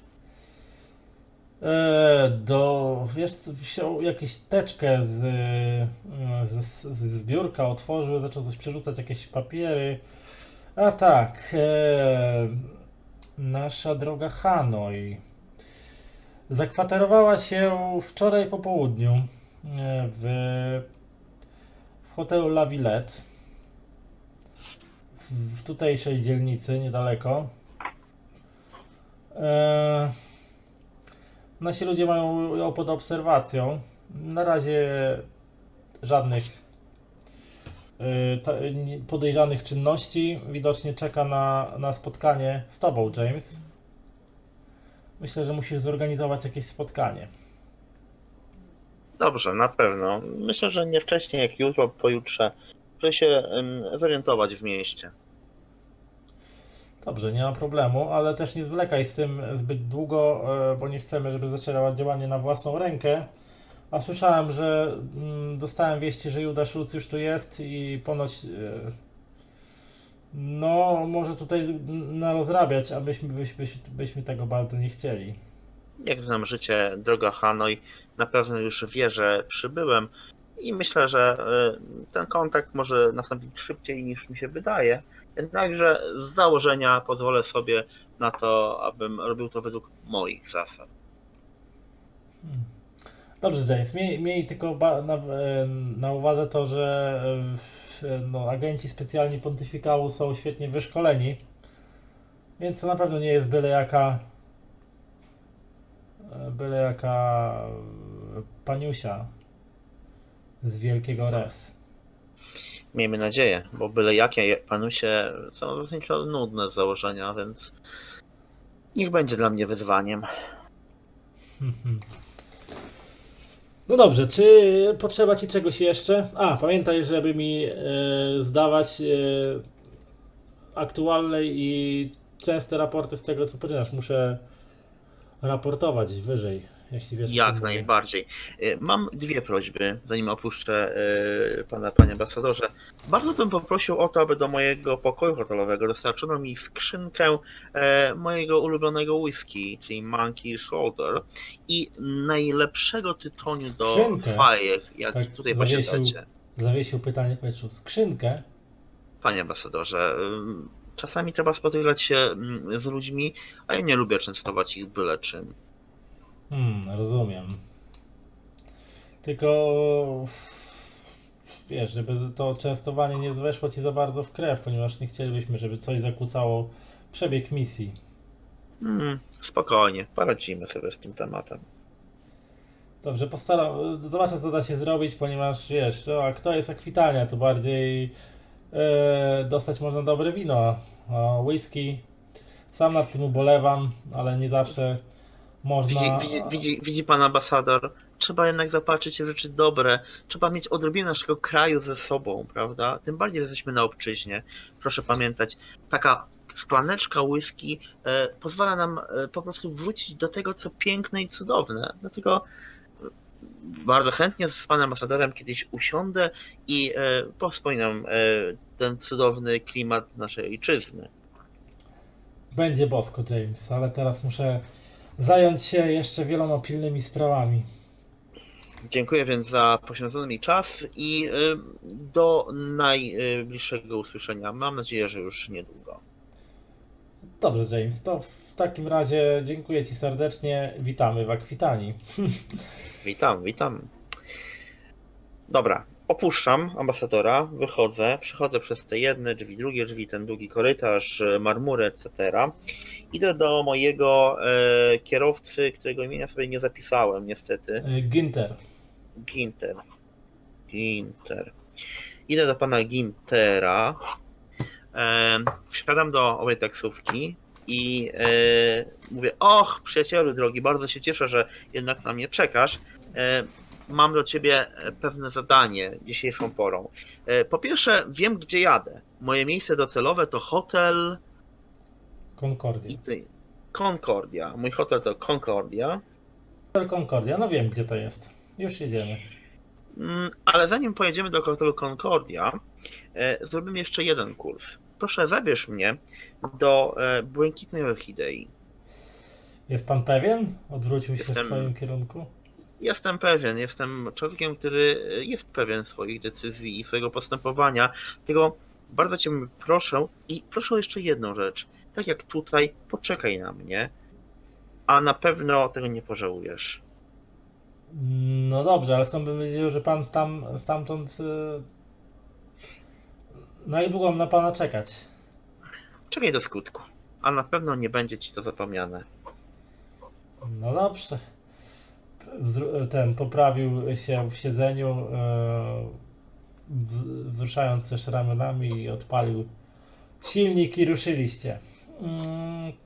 Troszkę wam zajęło przebicie się przez południowe korki, które ciągnęły się przez większość głównych ulic Orso o tej porze. I zanim przebiliście się z dzielnicy Palais Bourbon do dzielnicy Montangle, dzielnicy zarówno bohemy i cyganerii artystycznej, jak i też pewnych ciemniejszych oblicz, może nie tyle opisywanego kiedyś przez hrabinę E.L. James, Lorda Greya, ale także innych, być może jakichś Pierów, Francisów i innych przedstawicieli tutejszej ludności. Natomiast kiedy już trafiliście do dzielnicy Montague w okolice klubu, czy też właściwie nie wiem, burleskowego teatrzyku o nazwie połączonego z jakimś rodzajem klubu, o nazwie Błękitna Orchidea, no było już, troszkę już minęło, można było powiedzieć, że pora już popołudniowa, prawie że niedługo będzie zbliżało się alfheimskie 5 o'clock, gdzie... Tea time. Co? Tea time. Tea time, tak. Wysiadł, znaczy zatrzymał paromobil w pewnym oddaleniu od lokalu, ale tak, żeby mieć na widoku jego główne wejście, z którego co chwila wychodziły i wchodziły jakieś postaci. No i jesteśmy na miejscu, rzekł Ginter. Dobrze. Drogi Gintrze, pamiętaj, czekaj na Ginterze, mnie. podniósł palec. Ginterze, wybacz, naprawdę. Pamiętam twarze, mam niesamowitą pamięć fotograficzną i zapamiętam twoją twarz. Znaczy, z imionami mam zawsze problem. Proszę ciebie, wybacz mi to, że tak niefortunnie przekręcam twoje imię, drogi Gintrze. Terze. Wybacz, drogi przyjacielu. Za tą stawkę jestem skłonny wybaczyć, ser. Dziękuję ci bardzo. A na pewno będzie jeszcze większa. Dobra, wychodzę, zostawiam taksówkę, zabieram mojego whiskacza, bo właściwie on jest nieotwierany. Tak wyszło, że nie zdążyłem go wypić w międzyczasie, bo jadąc jakoś tak zapomniałem o tej butelczynie. Biorę go ze sobą, wkładam gdzieś ją tam po prostu w jakąś torbę, którą mam przy sobie i kieruję się w kierunku owego baru, właściwie knajpy Błękitna Orchidea. Podchodzę pod główne wejście. Podchodzisz pod główne wejście i widzisz, jak z tego lokalu właśnie wytacza się jakiś już mocno podchmielony ork, który takim gdzieś tam zachwiał się i wpadł na ciebie takim podchmielonym, trochę nie, no takim zamglonym wzrokiem. Patrzy się na ciebie i tak próbuje skupić ostrość, żeby się przyjrzeć tobie uważniej. I tak odkleił się od ciebie i tak coś pokręcił, potrząsnął głową, jakby nie wierzył w to, co widzi i ruszył chwiejnym krokiem dalej. Jakieś tam takie paniusie obok wejścia stoją, które lustrują cię uważnym wzrokiem, uśmiechają się niezbyt szczerze i widać, że te stroje, które tam mają, tam jakaś delikatnie suknię podciąga, odsłaniając kostkę i wiesz, tak strzyże do ciebie wzrokiem, który sugeruje, że być może jakbyś znalazł trochę czasu, to mogłaby ci pokazać nieco więcej niż tylko kostkę, ale gdzieś pod tym pudrem i pomadką, która świeci na jej twarzy, dostrzegasz swoim wprawnym okiem, że nie jest to na pewno najmłodszego rocznika dama, w cudzysłowie, więc postanawiasz chyba zrezygnować z potencjalnych rozkoszy doczesnych, do których mogłaby doprowadzić owa schadzka, i wchodzisz do środka. Pierwsze, co ci się uderza, może nie tyle w oczy, co w nozdrza, to jest zapach, a może nawet coś na kształt lekkiego smrodu, raz dymu, papierosów, może też cygar. Gdzieś tam w tym wszystkim przebija się być może lekka nutka czarnego lotosu. Do tego, że tak powiem, zatęchły zapach zbyt dużej ilości do końca może domytych ciał znajdujących się w jednym miejscu na niezbyt dużej przestrzeni, a także do tego jakiś tam zapach rozlanego i parującego miejscami alkoholu. No na pewno Błękitna Orchidea, pomimo ładnej nazwy, nie jest lokalem chyba nie jest lokalem najwyższej klasy i w takiej, w której dystyngowany angielski gentleman chciałby się znaleźć w normalnych okolicznościach, no ale ponieważ nie mamy tutaj normalnych okoliczności, tylko misję, a być może jakieś własne interesy, więc z zaciekawieniem przekraczasz ten próg i zagłębiasz się w ciemność, w półmrok tego lokalu. Po chwili twoje oczy przyzwyczajają się do tego widoku i widzisz, że lokal jest rozświetlany takimi kinkietami z żarówkami manicznymi, które są przyczepiane do ścian, z których gdzieniegdzie odłazi lamperia, odpryskuje. Podłoga jest z klepką tą parkietową, gdzieniegdzie już przetartą albo może przepaloną przez porozlewane mocniejsze trunki. Snują się tutaj jednostki wszelkiej maści, i to kobiety i mężczyźni. Głównie chyba ludzie oraz orkowie. Gdzieś tam przy kontuarze jakiegoś baru siedzi rosły ogr, który popija sobie jakiś tam trunek z brudnej szklanki. Na twoim ramieniu zwiesza się właśnie jakaś orczyca damulka, która splata dłonie na twoim ramieniu i przygląda ci się filuternie, szczerząc swoje kły wystające z dolnej szczęki i puszcza do ciebie oczko, sugerując pewnie tym wzrokiem, że być może dasz się skusić na jakąś orientalną przygodę. Ale po chwili, kiedy ty nie reagujesz, odrywa się od ciebie, idzie lekko chwiejnym krokiem, być może wywołanym przez opary lotosowego dymu. W dalszą część pomieszczenia, szukając kolejnych potencjalnych partnerów do dalszych rozrywek. Co robisz? Wykorzystam moją zdolność. To jest raz na sesję odzyskuję coś tam. I to jest ta przewaga biznesowa. Wiem, czekaj, ty mówisz o tym, już momencik, ty mówisz swój człowiek, o to, tak? Że raz na sesję akceptacja i sympatię do wolnej grupy społecznej. Tak. Okej, dobra. To jest twoja zdolność rasowa. Więc na początku, jak wszedłeś, omiotały cię spojrzenia tutaj bywalców, omiotały cię i widziałeś nagle takie zastanawiające albo zdumione spojrzenia, ale po chwili wszyscy tak byś się stał panem widmo, wszyscy te swoje oczy tylko tak, wiesz, prześlizgiwały się spojrzenia po tobie, nikt nie zwracał na ciebie jakiejś większej uwagi i mimo tego, że dla kogoś nieotępionego przez wszelkiego rodzaju używki, no wyglądałoby to dość dziwacznie, taki gentleman znajdujący się w tak mało dżentelmeńskim otoczeniu, ale dzięki wrodzonej aurze twojej potrafiłeś się odnaleźć w każdym miejscu i w każdej sytuacji, jeżeli tego wymagała potrzeba, więc jakoś Dobra. tak. Więc teraz robię taką akcję. Podchodzę do baru, proszę barmana, żeby dał mi 2 szklanki, 2 puste szklanki. On mi je daje, bo dlaczego miałby mi nie dać? Biorę je ze sobą i podchodzę do owego orka, który siedzi tam przy barze. Znaczy to ogr, taki wielki, gdzieś ze 2 metry wzrostu co najmniej, dokładnie, wielka taki góra fajny mięcha. koleś. Podchodzę do gościa, no nie?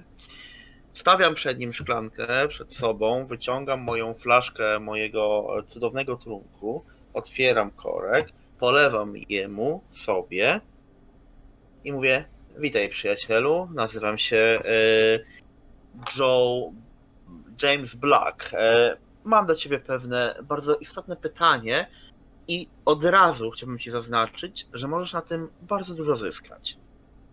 To w końcu Joe czy James mruknął ogry, złapał tą szklankę i wychylił jednym haustem. Więc ja wyciągam, otwieram znowu, polewam mu kolejną. James, przyjacielu, James. Dobrze, niech będzie James zatem. A jak twoja godność? Moja? A czy to istotne? Mruknął ogr.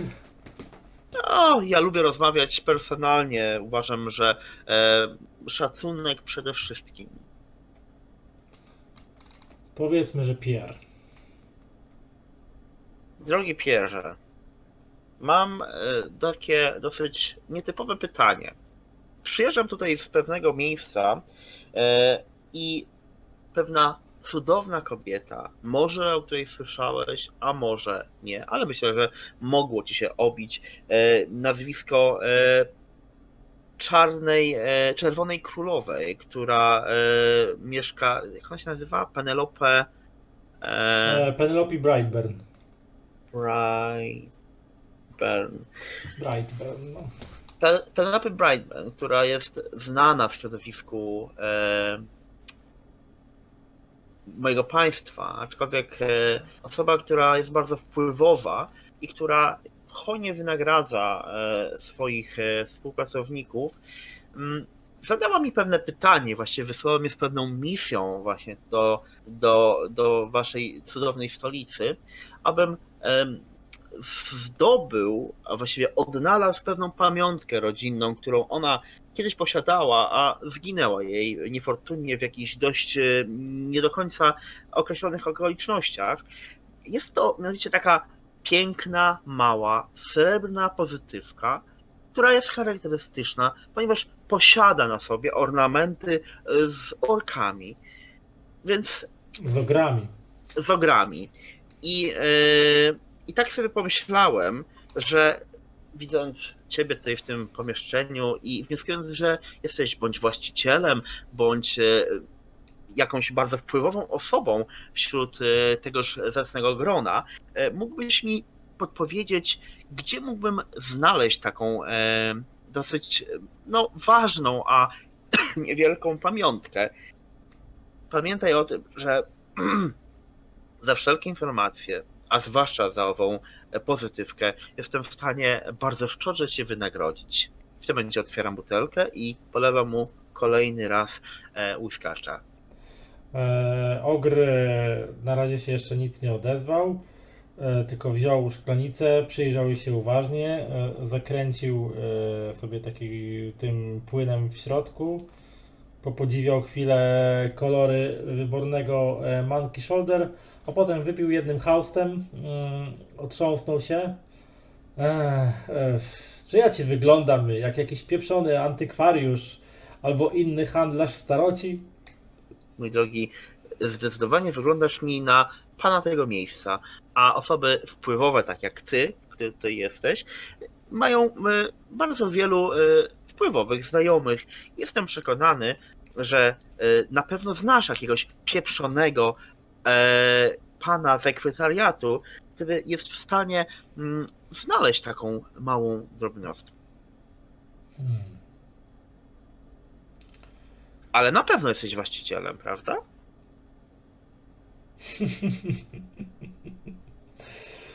Nie, James, nie jestem właścicielem, ale mogę popytać się tu i ówdzie o tą twoją, jak ty to powiedziałeś? Pozytywkę? Pozytywkę.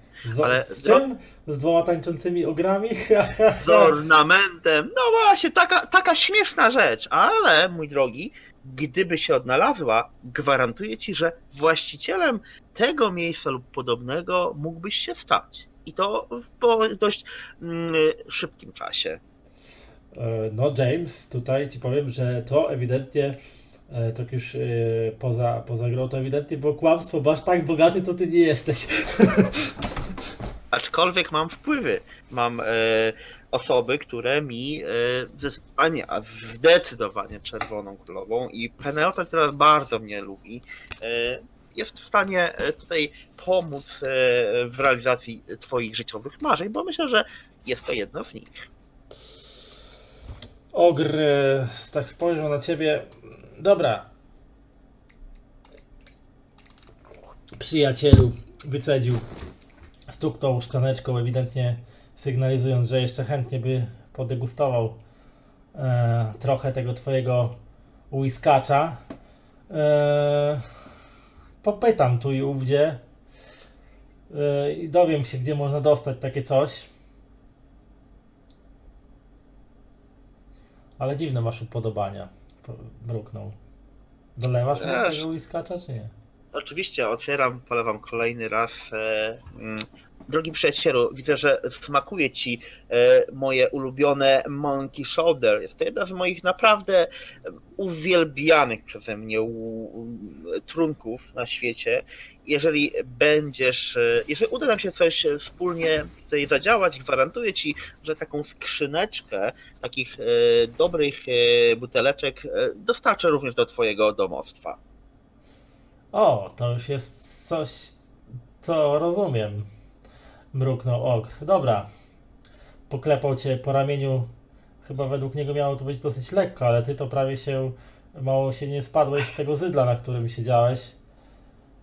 Słuchaj no, jak się z tobą skontaktować? Znajdziesz mnie w hotelu. Jak mój hotel się nazywa? Concordia. Hotelu Concordia, pokój 404. Concordia. Słyszałaś, Elizabeth? Wrzucił tam do jakiejś kobiety, to jakieś bogate panisko nam się tu pojawiło. I do tego szczodrę. Pamiętajcie o tym. No, tam jakieś gwizdy się gdzieś tam usłyszałeś, zobaczyłeś, że wspomniana Elizabeth to jakaś tancerka burleskowa, która gdzieś tu się przewijała po sali. Coś tam gwiznęła i machnęła ręką. Gdzieś tam jakieś chrząknięcia z uznaniem posłyszałeś. No, robisz wrażenie, James. Mruknął Ogry i się uśmiechnął krzywo. Ja tylko staram się, aby wszyscy wokół mnie byli szczęśliwi. Skoro ja jestem szczęśliwy, dlaczego szczęście nie może być również twoim udziałem? No to za szczęście mruknął Ogr i wyrwał ci tą butelkę whisky z ręki. Nalał sobie prawie, że po brzegi aż się prawie wylewało. Tobie też nalał, wzniósł toast. Za szczęście i wychylił. Za szczęście. Wiwat, za szczęście, przyjacielu. Tym samym pozbyłeś się resztek już tego wybornego whiskacza. No niestety skończył się. Drogi Pier, ja będę musiał pomału się udać do mojego miejsca spoczynku. Mam wielką prośbę.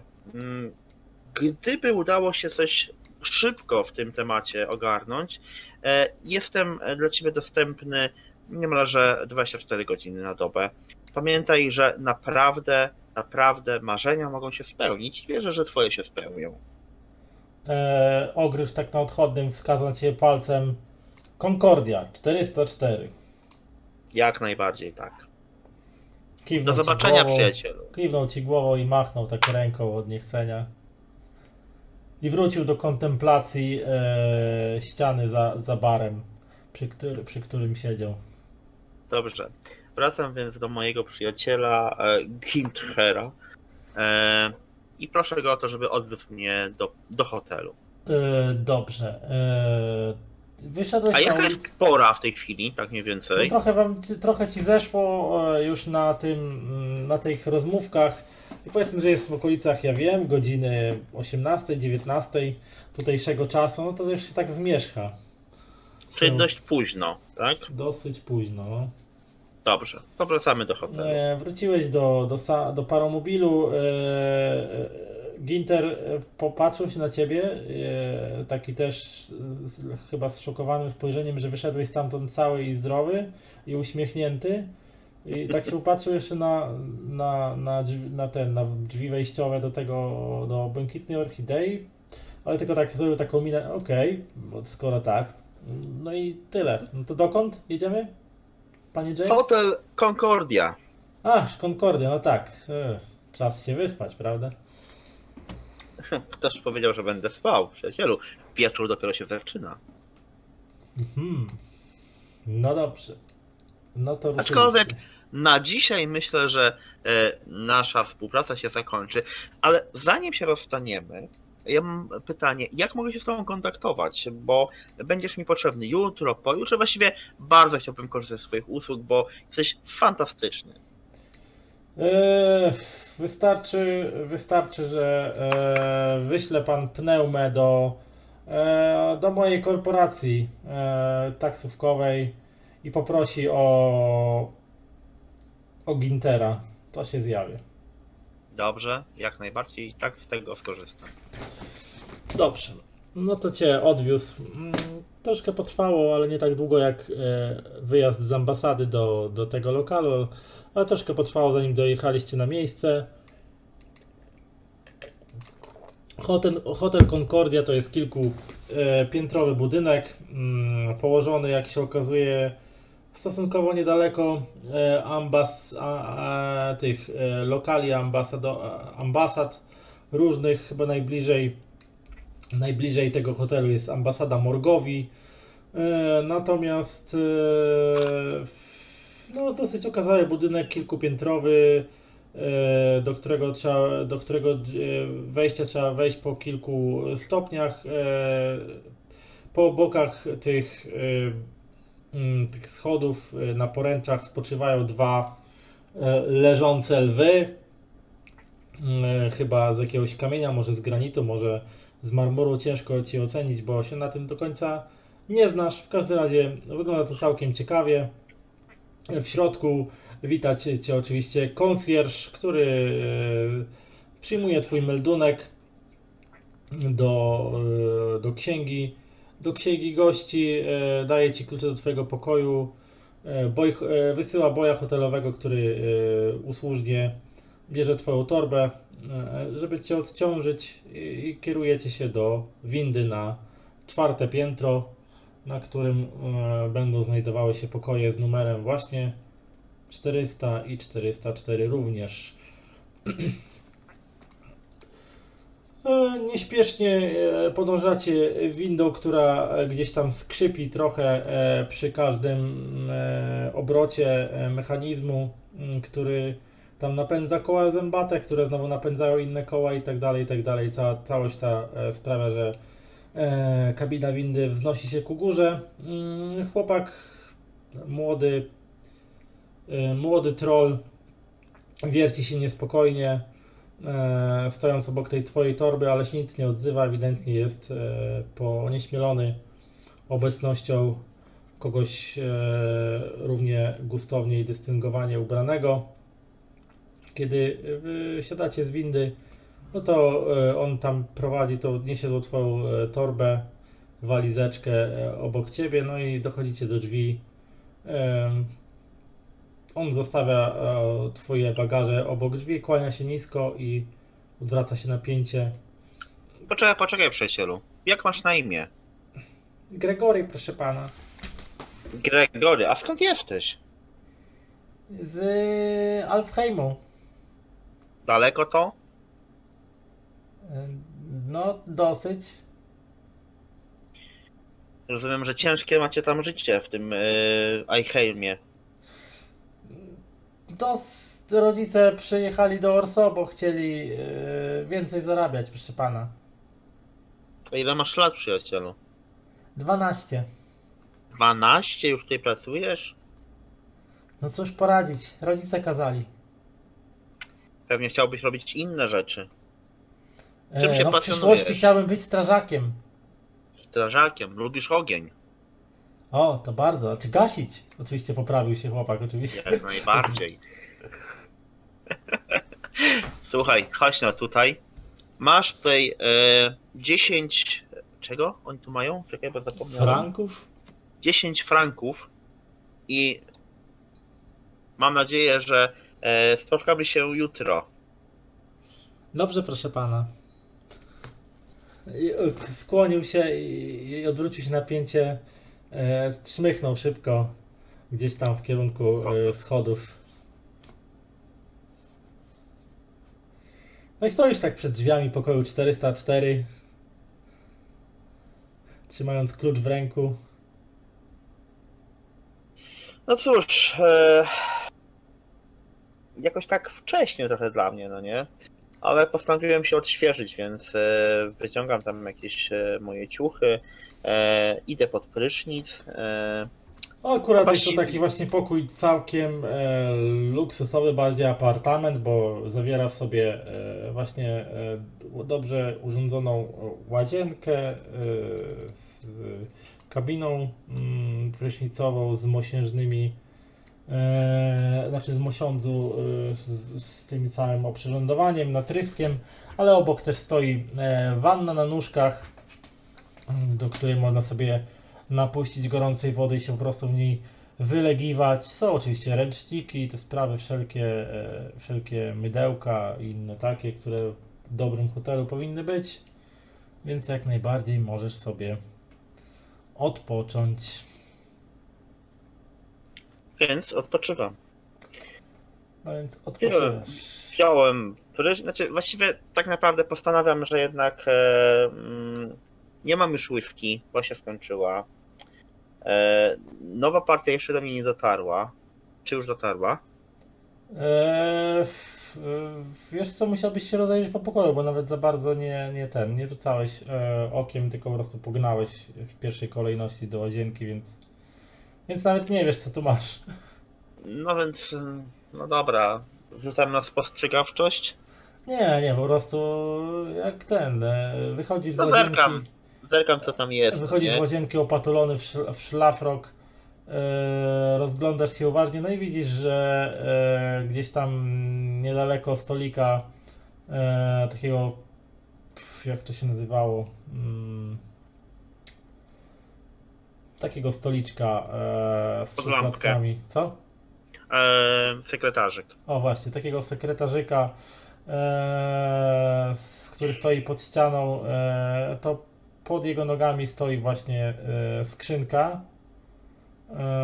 Nieduża skrzynka, ale stoi jakaś skrzynka chyba właśnie z zamawianym przez Ciebie trunkiem, a na stoliku, na takim małym stoliczku kawowym, tak jakby, który stoi na środku pokoju, leży jakaś teczka.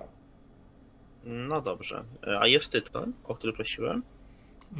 No tytoniu niestety nie ma. No nic. Biorę jedną butelkę, zalewam sobie malutko tego sztrunku. No w skrzynce masz tylko 10 butelek tego całej whisky, więc no, czy to dużo, czy to mało, no ciężko ocenić. No mało, bo tą skrzynkę już obiecałem, więc mało. No nic. Zasadniczo właściwie to nie. Nie biorę żadnego alkoholu. Dzwonię w tym momencie na recepcję, prosząc o to, aby mi przyniesiono kolację do pokoju. Oczywiście przyjął tam recepcjonista W międzyczasie- przyjął twoje zamówienie. W międzyczasie siadam do sekretarzyka, biorę papier, biorę pióro i piszę list do panny Hanoi, w którym po prostu witam ją serdecznie, informuję o tym, że już dotarłem do mojego hotelu i proponuję jej na jutrzejszy poranek po prostu wspólne śniadanie o godzinie 10. Może być dowolne miejsce lub jej hotel. I oczywiście za chwilę, jak przyjdzie ten koleś z jedzeniem, prawda, ten nasz Gregory, bo pewnie on mnie obsłuży, a może i nie, więc To ci nie po kolację, prostu... to ci przyniósł jakiś po prostu służący tutaj kelner. Dobrze. Jakiś. Pozwonię jeszcze raz na recepcję i proszę o to, aby w Gregory po prostu przyjechał do mnie do pokoju. No dobrze, no to po jakimś czasie usłyszałeś takie ciche pukanie do drzwi. Otwieram drzwi. Przed tobą stoi wystraszony ten chłopak i się patrzy na ciebie. Wejdź, chłopcze, wejdź, nie bój się, wejdź, proszę, mamy z ciebie sprawę. Dobrze, proszę pana. Słuchaj, mam tutaj list. Jest on jak ta Hanoi ma jakieś nazwisko, czy coś? Nie, ona po prostu się nazywa Hanoi, no bo ona jest Dobra. orczycą, ona chyba pochodzi gdzieś tam ze wschodniej części Czy masz tego Urdy, nie Sunniru, może z Ozumu, ciężko powiedzieć, więc to Dobrze. takie egzotyczne po prostu. Któroś być może to nazwisko, któroś to imię, no tobie ciężko stwierdzić, nie? Drogi przyjacielu, ja rozumiem, że jesteś dosyć obrotny i mm, chciałbym ci pomóc w twoich planach, w tym, co byś chciałbyś robić. Mam do ciebie prośbę. Mam tutaj list, który trzeba przekazać do hotelu La Vinette, La Villette. do La Villette, do panny Hanoi. Mam prośbę. Czy byłbyś w stanie, nawet kosztem swojego dzisiejszego wynagrodzenia w tym hotelu, nie martw się o to, to będzie ci akurat stokroć jakoś zwrócone, czy mógłbyś pójść do owego hotelu i przekazać tą informację do panny Hanoi, prosząc ją o jak najszybsze odpisanie, bo chciałbym dostać dzisiaj jeszcze informację zwrotną. Postaram się, pse pana. Postaram się, to za mało. Po prostu chciałbym, żebyś to zrobił. Dobrze, pse pana. Daję mu tą przesyłkę, tą kopertę. Daję mu kolejną dychę na rękę. To tak, i mówię, to tak na początek. Jak wrócisz, na pewno będę tobie pamiętał. No dobrze. Załóżmy, że on dzisiaj zarabia przez cały dzień ze 20 sztuk tego czegoś, bo taki ma ten, to jest dobry dzień. No, hotelowe doświadczenie. No, to już prawie, że koniec jego zmiany, jeśli pracował na zmiany oczywiście. No, dokładnie. No więc ja go wysyłam i mam nadzieję, że właśnie przychodzi moja kolacja. No tak, do kolacji przyniósł ci jakiś tam służący, oczywiście zostało zapukane i tam usłyszałeś takie stłumione kolacja dla pana. Dziękuję. Proszę bardzo. Otwierasz, no stoi przed tobą jakiś tam człowiek ubrany w służbowe, takie oczywiście ciuchy służby, który skłaniając się nisko ma tam jakiś taki cieniutki wąsik wystrzyżony chyba na modłę tutejszą, ulizane brylantyną włosy, skłaniać się nisko i wręcza tacę z tym, co sobie tam zażyczyłeś. No więc dobrze, więc zjadam sobie. Zjadam moją kolację, nie wiem co tam mam. Właściwie coś pewnie dobrego. Więc No to zjadam. pewnie jakieś sobie zamówiłeś, może jakiś tam bekonik, jakieś jajeczka, coś tam może. Ja jem kolację raczej, halo. Coś bardziej, wiesz, kolacyjnego. No dobrze, no coś tam zjadłem. No dobra, coś tam sobie zjadłeś może. Położyłem się na łóżeczku, wziąłem sobie jakąś książkę z mojej walizki, coś tam sobie czytam i czekam na powrót naszego chłopca, boja hotelowego Gregorego. Tak, Gregorego. No mijają długie minuty, minuty sklejają się w kwadranse, kwadranse sklejają się w godziny. Trochę to gdzieś trwa, ale gdzieś w okolicach godziny, między godziną 21 a 22 słyszysz pukanie do pokoju. Śpi pan? Słyszałeś dziecięcy głos zza drzwi? Nie śpię, wejdź proszę. Chłopaczek wchodzi, cały jest zasapany, chyba biegł większą część drogi i tak maca się po chwili po kieszeniach i tak wyciąga gdzieś za pazuchy zmiętą kopertę. Wygładza ją tak nerwowo, jakby się zorientował, że chyba nie powinien w takim stanie ci jej oddawać, ale widocznie być może nie miał innego sposobu, żeby ją Dostarczyć. żeby ci ją dostarczyć. Oto odpowiedź od pani Hanoi. Więc biorę kopertę, daję mu 2 dyszki, już teraz za usługę. Drogi przyjacielu, bardzo ci dziękuję. Mam nadzieję, że nasza współpraca będzie się cudownie tutaj rozwijać. Dzięki wielkie i dobrej nocy. On sobie wychodzi. No i ja w tym momencie otwieram kopertę i czytasz wiadomość napisaną zgrabnym, odręcznym pismem. Drogi James, niestety nie mogę spotkać się z tobą na jakże zapewne przepysznym śniadaniu połączonym z inteligentną rozmową, gdyż wzywają mnie pewne służbowe zobowiązania, natomiast chętnie się z Tobą spotkam na kolacji. Restauracja Lagrange, godzina 18. No dobra. Czy ja to muszę potwierdzić? Chyba niekoniecznie. Nie, no myślę, że to jest chyba oznaka tego, że się powinniście spotkać o godzinie 18. Czyli jesteśmy umówieni w tym momencie na spotkanie w dniu jutrzejszym. Tak jest. Tak jakby dzień się mój kończy, nie? No chyba tak, no chyba, że chcesz jakieś nocne włóczęgi po mieście uprawiać.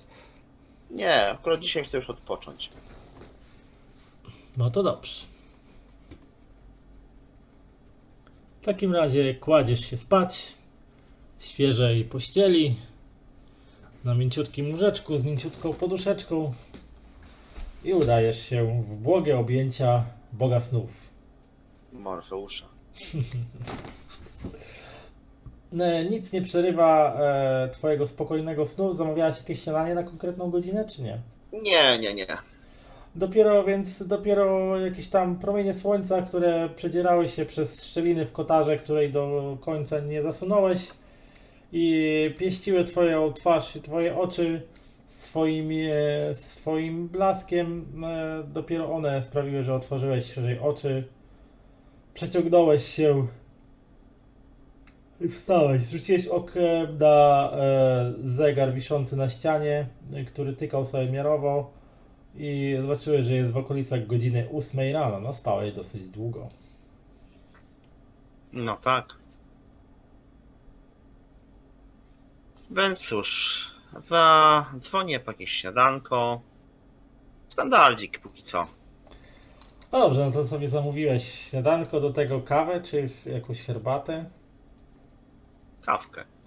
Do tego gorącą kawę, więc po jakimś tam, powiedzmy, że po jakieś pół godzinie od złożenia zamówienia dostałeś dzbanek parującej czarnej kawy aromatycznej, do tego też cieplutkie śniadanie, jakieś croissant się mówi? Nie. Procent. Croissant, jakieś to się, No, to są po francusku się jakoś to inaczej wymawia. po angielsku właściwie chyba obie wersje są podobne.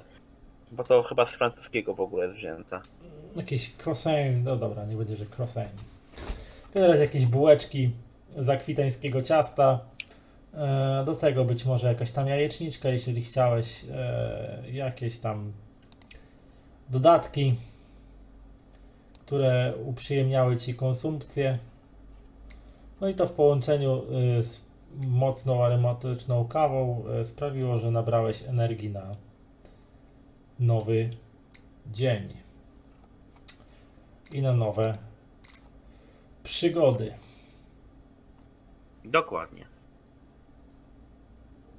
To co robisz dalej? Jest już w okolicach, to wszystko zajęło Ci tyle czasu, że już jest w okolicach powiedzmy 10 rano. Więc jeszcze masz kilka godzin do spotkania z panną Hanoi. Postanawiam, że odwiedzę sobie tutaj pobliskie muzea sztuki.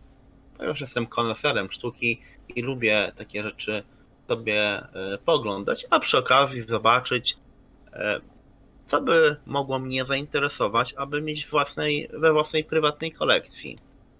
Więc wyruszam na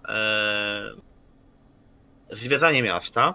Wcześniej dzwonię do owej korporacji Wysyłasz tekstylkarskiej. pneumę, nie? Bo tam telefonów jako No, takich to nie ma, nie? Jest tylko jakaś tam lokalna taka, powiedzmy, że połączenie przez jakieś tuby z recepcją, natomiast żeby sobie rozmawiać na odległość, to nie ma. Są pneumy, czyli takie systemy rur, które się Przesyłania. wrzuca, takie te cylindry, z których się przesyła jakieś tam wiadomości, jak się ustawi odpowiedni adres alfanumeryczny. Więc po prostu ustawiłeś adres, napisałeś tam wiadomość, ustawiłeś adres na taki, który Ci wskazał Ginter. No i później dostałeś informację z recepcji, że już na Ciebie taksówka czeka na dole. więc schodzę do taksówki, witam się z Ginterem. On wita Witaj cię Ginterze. serdecznym, szerokim uśmiechem, bardzo zadowolony. Widocznie jego rodzinie spodobały się kwoty napiwów, jakie wczoraj zarobił. Dostał. Pewnie nie zarobił tyle przez cały miesiąc, co wczoraj przez jeden dzień, więc Więc cóż, jak się bawić, to się bawić, nie? A co? No dobra, więc po prostu proszę go o to, żeby mnie owiózł po najbliższych galeriach sztuki. Tak, żeby mi zajęło to mniej więcej 2-3 godzinki. Potem, żeby po prostu znalazł dla mnie restaurację, do której będę mógł pojechać, aby zjeść obiad, na który go również zapraszam. To jest w ogóle dosyć ekstrawaganckie z mojej strony, ale niech będzie. I potem, i oczywiście mówimy o tym, że jest również dzisiaj zamówiony przeze mnie na cały dzień. I właściwie jest do mojej dyspozycji, a ja będę pamiętał o tym w ostatecznym rozrachunku wieczornym. ale rzeczywiście, proszę pana, nie ma najmniejszego problemu. Powiedział Ginter, no i zaczęliście swoją eskapadę po mieście. No, tak jak sobie zażyczyłeś, woził cię po różnych galeriach czy też muzeach ze sztuką. Odwiedziłeś Muzeum Sztuki Współczesnej, gdzie różnego rodzaju rzeźby oraz szkice, a także obrazy różnych artystów z różnych części Wanadii no, potrafiły nieraz wprowadzić w osłupienie albo w zadumę, gdzie na przykład sporą, no co najmniej kilkanaście minut spędziłeś wpatrując się na przykład w obraz jakiejś tam madame, której nazwiska nawet nie pamiętasz, bo było dosyć skomplikowane. Natomiast przedstawiało ono okrągłą, doskonałą czarną kropkę na białym tle. Oprawione to oczywiście było w ramę i wisiało na jednej z głównych sal jakiegoś tam muzeum, jako podpisane jako tam, coś tam, no i gromadziło tłumy gapiów, którzy wpatrywali się w ten obraz, szukając inspiracji albo szukając odpowiedniej interpretacji tego, co widzą. No, do tego odwiedziłeś też jakieś inne muzea, muzea ze sztuką jakąś tam klasyczną, muzea historyczne, które, nie wiem, pokazywały ci, w których mogłeś sobie obejrzeć na przykład eksponaty jeszcze z czasów przed Wielką Wojną, również jakieś tam muzeum z czasów Wielkiej Wojny z nieumarłą Rzeszą, które wspomnienie ciągle jakby nie było żywe w sercach wielu obywateli całej Wanadii, czy to po wotańskiej, czy po akwitańskiej, czy po alfheimskiej stronie. Sporo tego było, naprawdę ubawiłeś się przednio, ponieważ no Orso, jakby nie mówić, jest Akwitańczycy lubią o swoim państwie, a przede wszystkim właśnie o stolicy myśleć jako o takim kulturalnym centrum całej Wanadii. Oczywiście Alfheimczycy z Alfheimu kłóciliby się z nimi zapewne, a także Wotańczycy z Heimburga również pewnie wpadaliby w dyskusję, dywagując nad tym, które państwo i która stolica gromadzi najwięcej dóbr kultury, ale że tak powiem, tą dyskusję może zostawmy na osobom o odpowiedniejszej edukacji i predyspozycjach, a my zajmijmy się Twoją dalszą podróżą.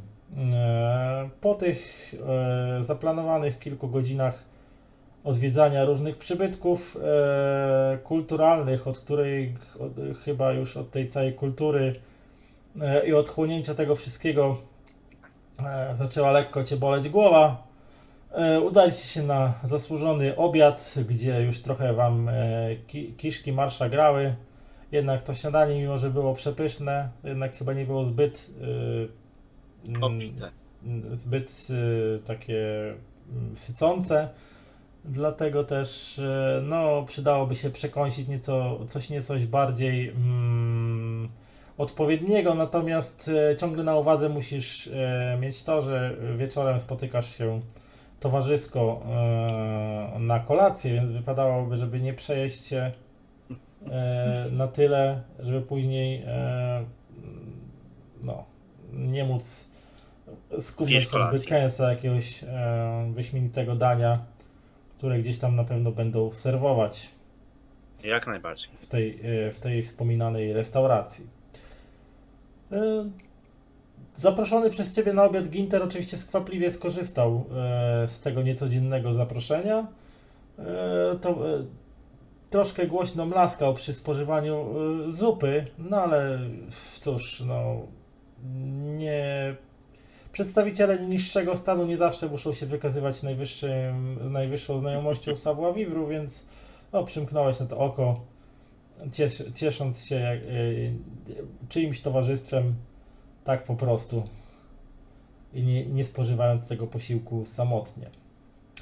Kiedy skończyliście ów obiad, co robicie dalej? No właściwie co robisz dalej, bo powiedzmy, że Ginter, on po prostu cię wozi, więc... Zabrałem ze sobą jeszcze jedną buteleczkę mojego cudownego trunku i postanawiam, że w drodze na kolację wstąpię jeszcze do Błękitnej Orchidei, tak po prostu, aby wejść się, przywitać, spotkać się z moim już znajomym Pierrem i po prostu dać mu w prezencie ową buteleczkę. No dobrze, no to pokonaliście w miarę znajomą trasę, już rozpoznawałeś może nawet niektóre budynki, czy jakieś tam, nie wiem, skrzyżowania, częściowo przez które przejeżdżaliście także poprzedniego popołudnia, budując sobie to gdzieś tam w głowie powoli mapę miasta. Natomiast kiedy dotarliście na miejsce, no zastał cię podobny widok, widocznie tutaj życie kręci się mniej więcej w podobnym toku. Jak zawsze gdzieś tam goście wtaczają się i wytaczają z tego przybytku.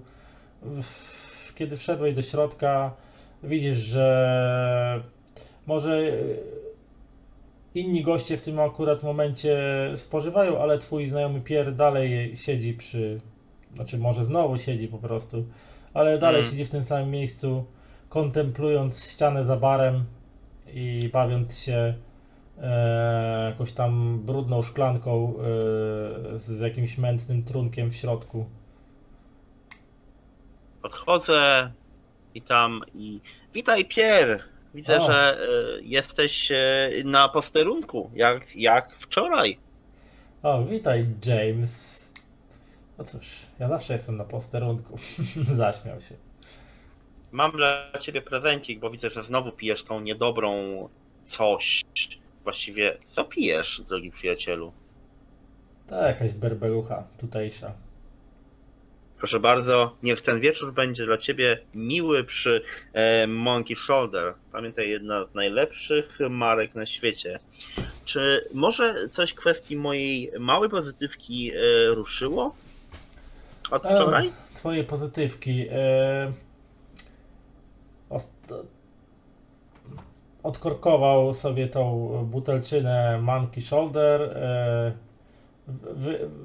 Wylał na podłogę obok siebie resztki tego, co tam wcześniej pił i nalał sobie dosyć pokaźną porcję, którą szklankę przystawił do ust i pociągnął z niej długi łyk.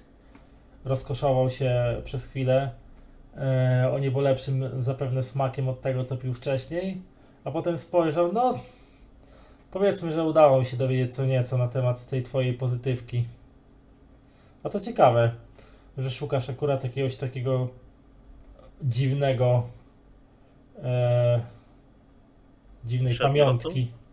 Właściwie, tak jak ci mówiłem wczoraj, nie szukam tego dla siebie. Moja dobra przyjaciółka poprosiła mnie o to, abym jej to odnalazł. Jak już ci wspominałem, jest to jakaś pamiątka rodzinna. Wiesz, jak to jest z babami.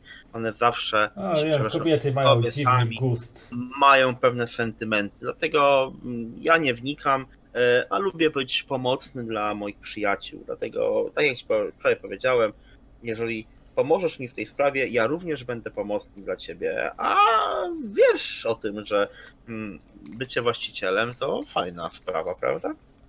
Pobiło mi się o uszy, że niejaki Mordekaj, Landsman, posiada takową pozytywkę w swoich zbiorach. Tak mi się o uszy obiło. A gdzie mogę go znaleźć? Zazwyczaj przebywa w swojej rzeźni. No bo, zapomniałem dodać, Mordekaj jest rzeźnikiem.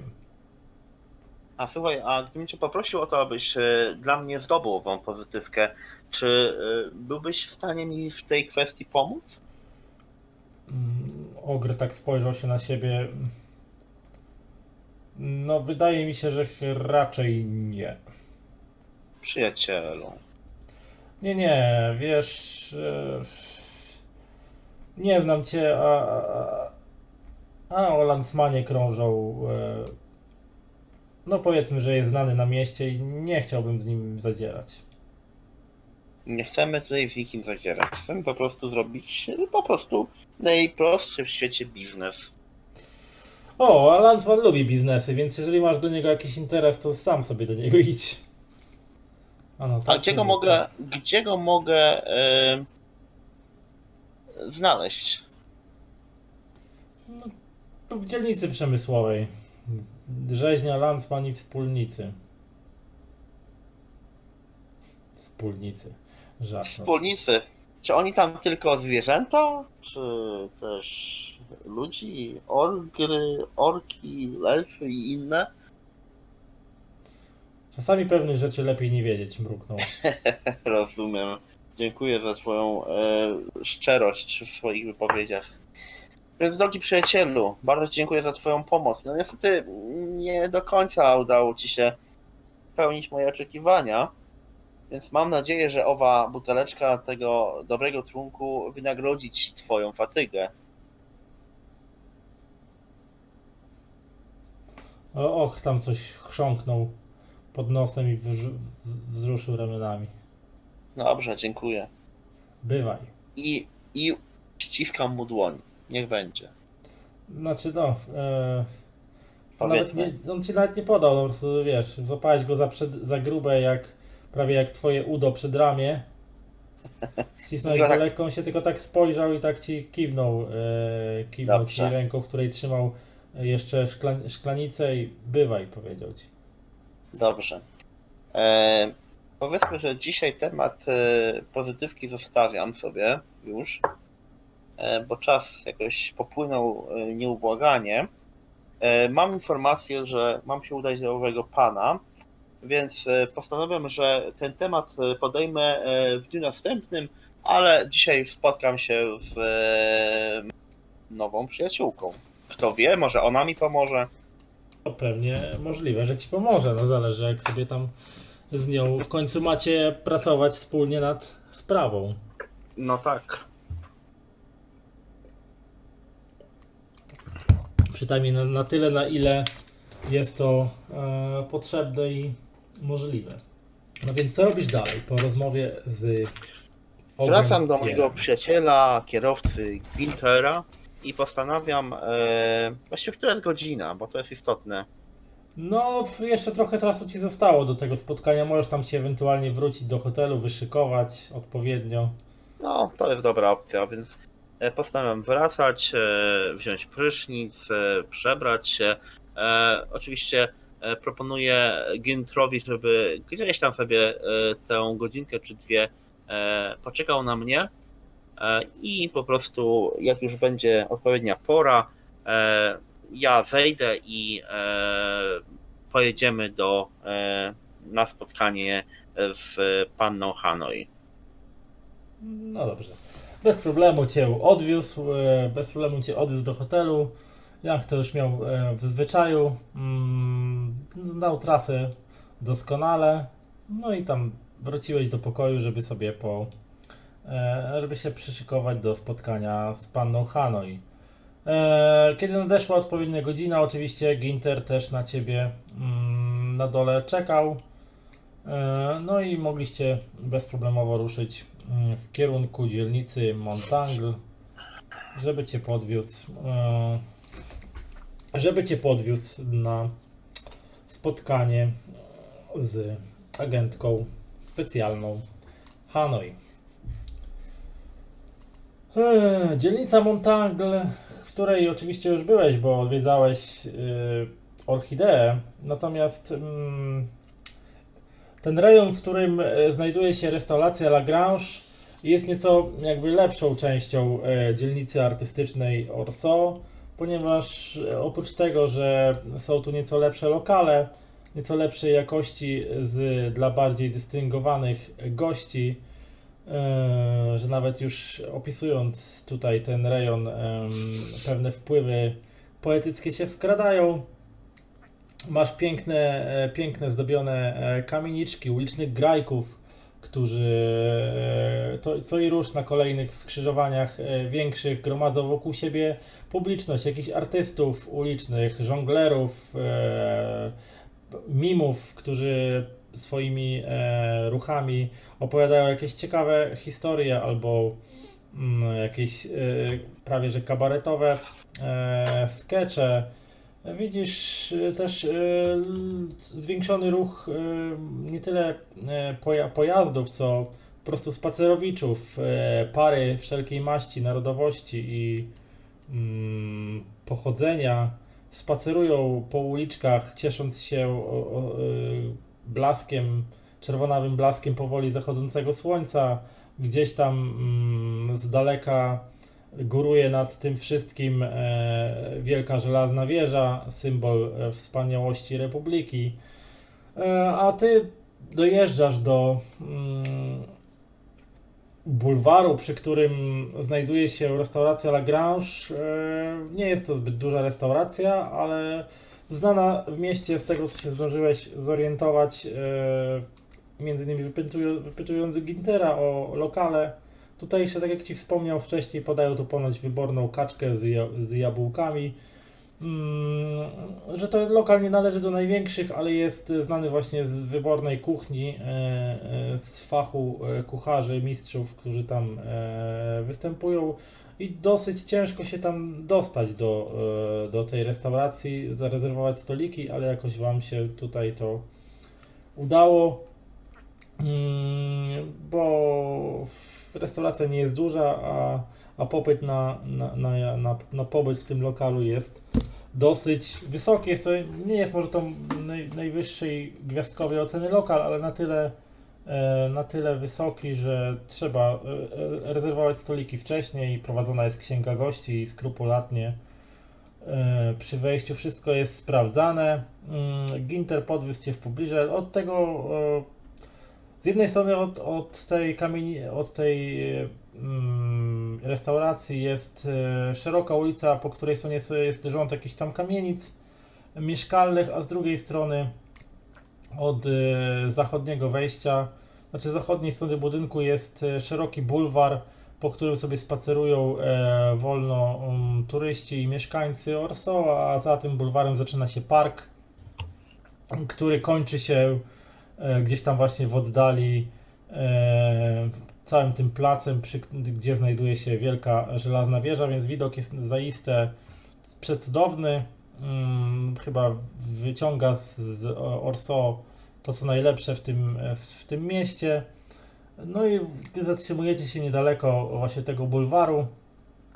Jest na Twoim zegarku, jest za kilka minut 18, więc jesteś deczko chwileczkę przed czasem,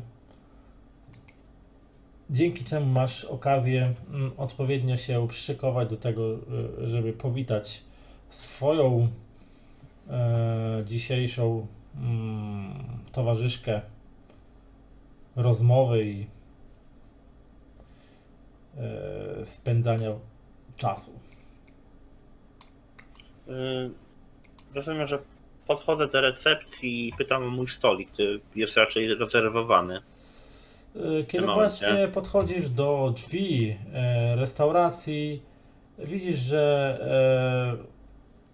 niedaleko niej przy chodniku zatrzymuje się kolejny paromobil, też jakaś taksówka i z niej wychodzi, z niej szofer otwiera drzwi i wypuszcza gustownie i szykownie ubraną orczycę w kapelusiku, zielonej sukni, jej takie, można powiedzieć, że ciemnoczerwone włosy spływają na zieloną suknię. Na palcach, znaczy na dłoniach ma gustowne rękawiczki, w dłoniach trzyma torebkę, no i całość sprawia olśniewające, można powiedzieć, wrażenie. Orczyca dziękuję swojemu szoferowi za podwiezienie i ewidentnie chyba to jest właśnie osławiona panna Hanoi. Ona rozgląda się uważnie wokół siebie i chyba łowi twoje spojrzenie ponad głowami różnych osób, i tak stoisz na schodach, ponieważ zdecydowanym krokiem rusza w twoim kierunku. Wstaję i kiedy ona podchodzi, kłaniam się jej, biorę jej rękę, całuję ją w dłoń. Ona I oczywiście mówię, pozwala ci na ten gest zwyczajowy szacunku i przygląda ci się uważnie. witam panno Honey. Nazywam się Witaj, James Wiem, Black. Zachowajmy kurtuazję, więc bardzo się cieszę, że mogę w końcu poznać Ciebie, bo słyszałem o Tobie mnóstwo naprawdę fantastycznych historii. O, to tak samo jak ja. Miło cię poznać, James. Będziemy razem wspólnie pracować, ale zanim zaczniemy rozmawiać o pracy, po prostu zjedzmy coś dobrego. Wiesz co, nie znam za bardzo tutaj gustów kulinarnych tego kraju, więc dzisiaj oddam się w Twoje ręce. Po prostu prowadź mnie przez świat kulinarny, zjedzmy coś wyśmienitego. Hanoi prowadzi cię, znaczy wchodzicie właściwie razem po schodach do tej restauracyjki, która już od progu wita was takim łechcącym nozdrza aromatem jakiegoś pieczystego i innych potraw, które tutaj szykują. Oczywiście zaraz przy niedaleko wejścia możecie sobie oddać płaszcze, też nie wiem, czy to nazwać można recepcjonistą, ale w każdym razie jakiś tam mężczyzna stojący przy kontuarze z księgą gości i rezerwacji pyta was oczywiście o godność i sprawdza, czy jesteście wpisani na listę gości. Potwierdza oczywiście, że tak było. Podaje wam numer stolika i wskazuje ręką, w którą stronę macie się udać. No i oczywiście ruszacie tam we wskazanym kierunku. Restauracyjka jest może nie jakimś wielkim przepychem urządzona, ale wystarczająco gustownie, żeby sprawiać przyjemność tak i dla oczu, jak i zapewne dla kubków smakowych po podanym posiłku, więc nie ma tutaj niczego, co by jakoś urażało nawet wykwintne gusta alfheimskich dżentelmenów.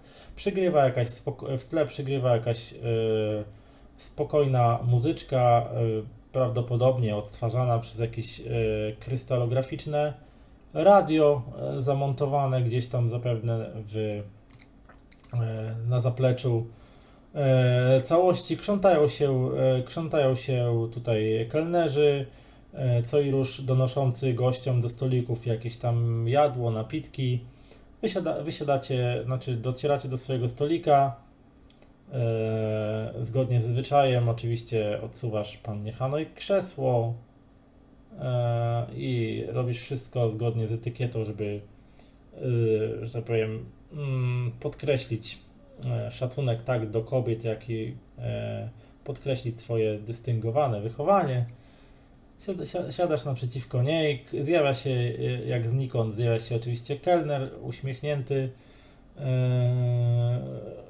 i zadaje oczywiście zwyczajowe pytanie, o to ci podać coś do picia.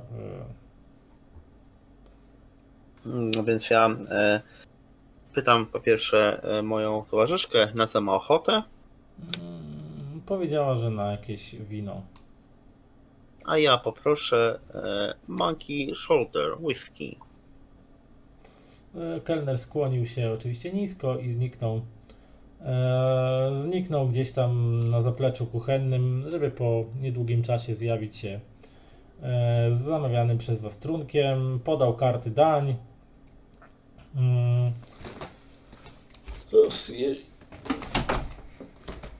Portal Kart Danii stwierdził, że jeżeli się już zastanowicie, to proszę o sygnał i żeby zostawił was samych, żebyście się mogli skupić na przeglądaniu kart Danii, ewentualnie na jakiejś tam rozmowie między sobą. Kurde, nie sprawdziłem jednej rzeczy, będąc w pokoju. Nie sprawdziłem teczki, które pewnie były wytyczne mojej misji. No to jak nie sprawdziłeś, no to nie sprawdziłeś. To. Trudno, przeoczenie. Widocznie Orso przytłoczyło cię zbyt wielką liczbą atrakcji, z których można skorzystać w ramach swojej misji, więc no jakoś to ci wyleciało z głowy. No może jeszcze ci się uda to nadrobić.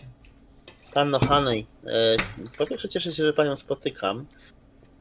Przyszło nam wspólnie pracować i tak się zastanawiam, cóż mamy wspólnie uczynić? Cóż za misja nas czeka? No musimy znaleźć pewnego gnoma. Jakiego Judę Schulza, ale to chyba doskonale wiesz. Ale rzeczywiście, że tak. Tak, tylko pytam. Co dalej będzie? Pościemniajmy. Wiesz co, ja to zaraz sobie wykorzystam jednak moją zdolność. Wiesz? A będzie to, proszę pana, mianowicie mogłem dyskusję wykorzystać. Plus 5 do testów przesłuchania, ale nie chcę nikogo przesłuchiwać. Czy wiesz co, na pewność siebie tutaj jeszcze bym sobie się skupił, żeby no jednak ta rozmowa wyszła pomimo mojego niedopatrzenia dosyć profesjonalnie. No dobrze, no ale na razie nie widać po niej, żeby zorientowała się w tym, że ty nie do końca pamiętasz, jakie masz zadanie. Sorry, tak trochę sobie skomplikowałem życie. Wiesz, nadrabiasz miną. No tak, jak to Nadrabiasz zwykle. miną i grą spojrzeń, mowy ciała, która ma sugerować to, że jesteś nie w ciemię bity i po prostu wiesz, Tak. prowadzisz tutaj jakąś, można powiedzieć, szpiegowską grę, jak z powieści groszowych, które zdarzało ci się czytać gdzieś w podróży. A nie czytam takich rzeczy, proszę. Halo, jestem profesjonalistą. Nie uczę się od autorów. No powiedzmy, że zadziałało, no. No dobra, ściemniamy. Więc czy masz jakieś informacje na temat tego owego gnoma, którego mamy znaleźć? A miałam dzisiaj nieprzyjemne przejścia z tymi, z ludźmi Schulza. Śledzili mnie, grozili mi, żebym dała sobie spokój.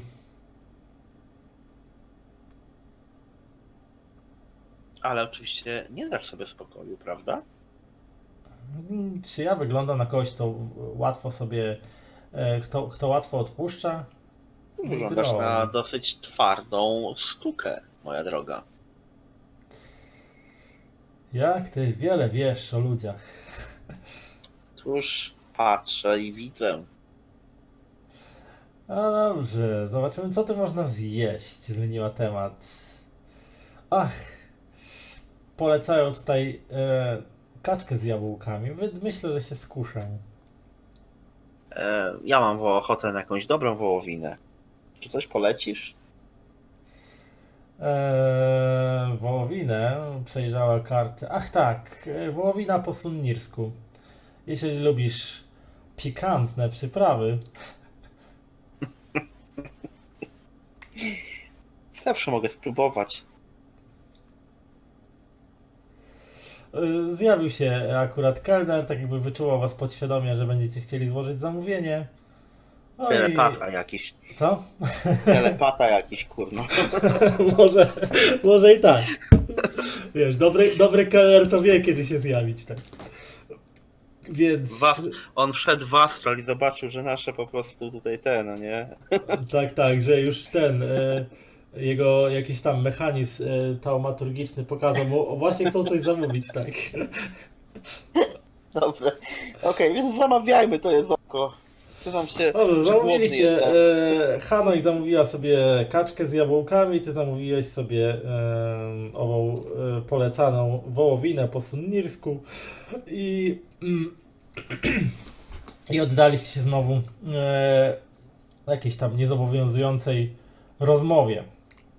Po niedługim czasie na waszym stole wylądowały najpierw przystaweczki, jakieś oczywiście smakowicie wyglądające i podane na w gustownych naczyniach i tak dalej, a niedługo później, kiedy gdzieś tam zaczynaliście się już rozprawiać z tymi przystaweczkami, dostarczono wam na półmiskach, oczywiście półmiskach przykrytych takimi tymi pokrywami, dostarczono wam zamówione jedzonko. Hanoi dostała przepysznie wyglądającą i naprawdę cudnie pachnącą, uderzającą aromatem przypraw i ziół kaczkę z jabłkami. Oczywiście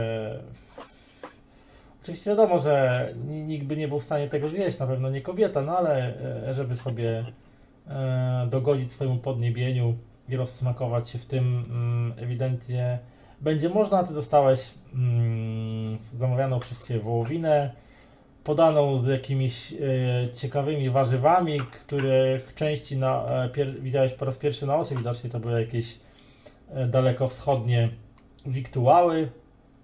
Do tego w sosierce dostałeś też sos jakiegoś takiego bordowego koloru.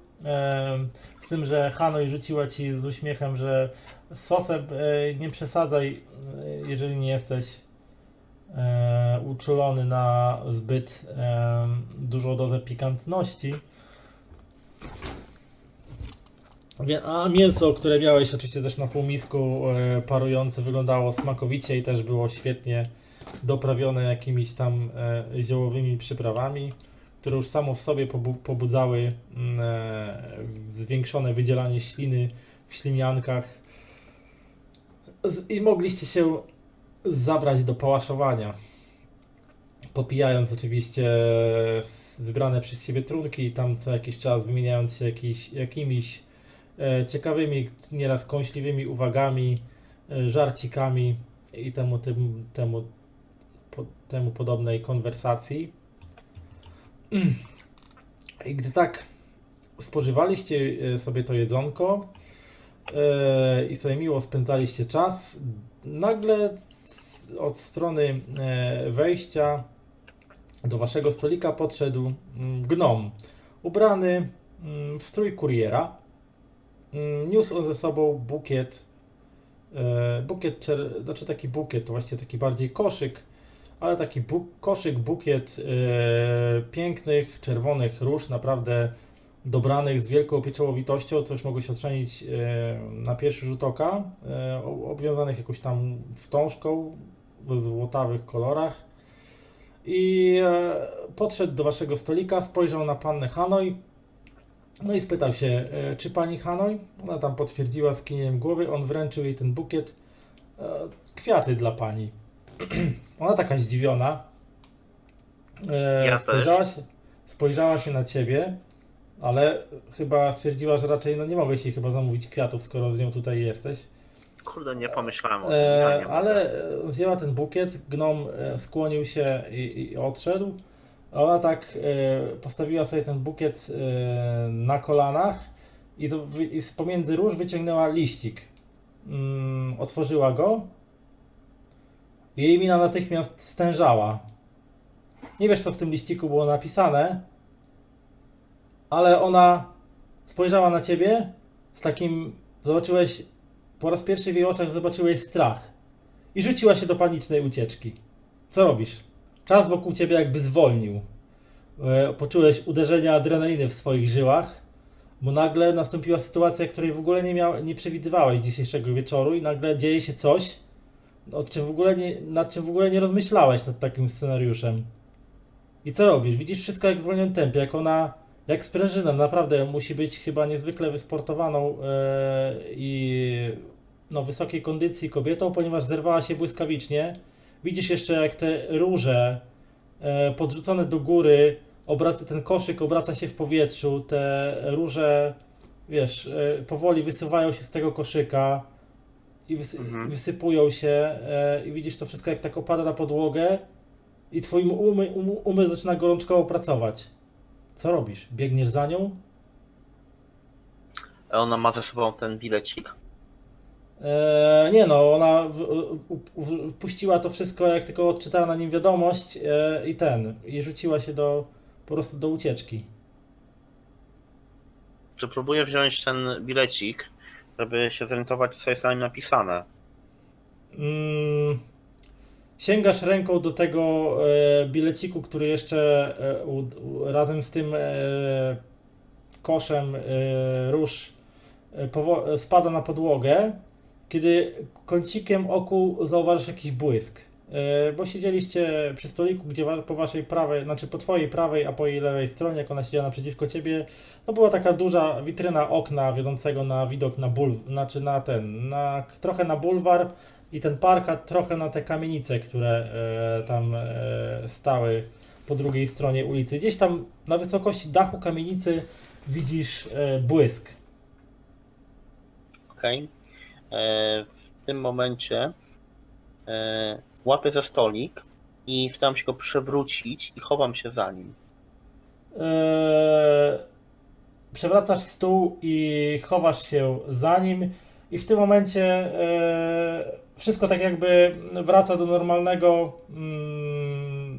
postrzegania rzeczywistości, tak jakby przez ciebie i słyszysz tylko potworny trzask rozbijanych szkieł, po nim błysk i potworny huk. Podmuch wybuchu, bo to było na pewno to, siłą swojego pędu wyrzuca cię po prostu w powietrze razem ze stolikiem, za którym się zdążyłeś schować i wyrzuca cię gdzieś w powietrze. Czujesz tylko jak siła bez władu pcha cię gdzieś lotem. Dokładnie nie wiesz gdzie, jesteś oszołomiony, w uszach ci dzwoni, przed oczami latają jakieś kolorowe płaty, nie do końca widzisz gdzie jesteś, czujesz tylko gorąco, piekące gorąco na swojej twarzy i nagle twarde lądowanie gdzieś na ziemi. Potworna siła tego wybuchu ciska tobą jak szmacianą lalką, odbijasz się od czegoś, wyrzuca cię znowu gdzieś w powietrze, znowu się od czegoś odbijasz, boleśnie tłukąc sobie żebra i wytaczasz się i nagle czujesz, że toczysz się gdzieś tam po bruku, obdzierając sobie kolana, łokcie, na dłonie. Toczysz się po bruku, obok ciebie tylko słyszysz jak lądują jakieś kawałki rozbitych w drzazgi, nie wiem, mebli, kawałki ścian, szkieł z okien, jakichś rozbitych naczyń. Lądujesz w końcu na plecach i na tobie ląduje jakiś ciężar. Przez chwilę uderzając cię mocno w klatkę piersiową, przez chwilę aż ci dech zaparło w płucach, które próbują takim złapać jakieś powietrze, żeby zacząć oddychać. I kiedy wzrok ci powoli wraca, widzisz, że na tobie leży Hanoi. Że jakoś tak wybuch cisnął wami obojgiem, że wylądowaliście poza restauracją, na restauracyjnym bruku, a ona gdzieś tam tocząc się i odbijając od może ścian, podłogi, od bruku wylądowała zaraz na tobie, ale ona szybciej otrząsnęła się z tego wszystkiego, bo zobaczyła, że wasze spojrzenia się na chwilę zetknęły i szybko zerwała się na równe nogi. Ty dopiero teraz odzyskałeś dech i tak do twoich uszu teraz dobiega huk płonącego ognia, który tam trawi resztki wnętrza restauracji i słyszysz krzyki. Dopiero teraz twoje uszy się odetkały i słyszysz krzyki, piski, jakieś zawodzenia. Hanoi stanęła na równe nogi. Wstawaj, James! Rusz się! Mówi do ciebie. No więc wstaję. Dopiero teraz czujesz, jak bardzo dotknął cię, poturbował cię siła wybuchu.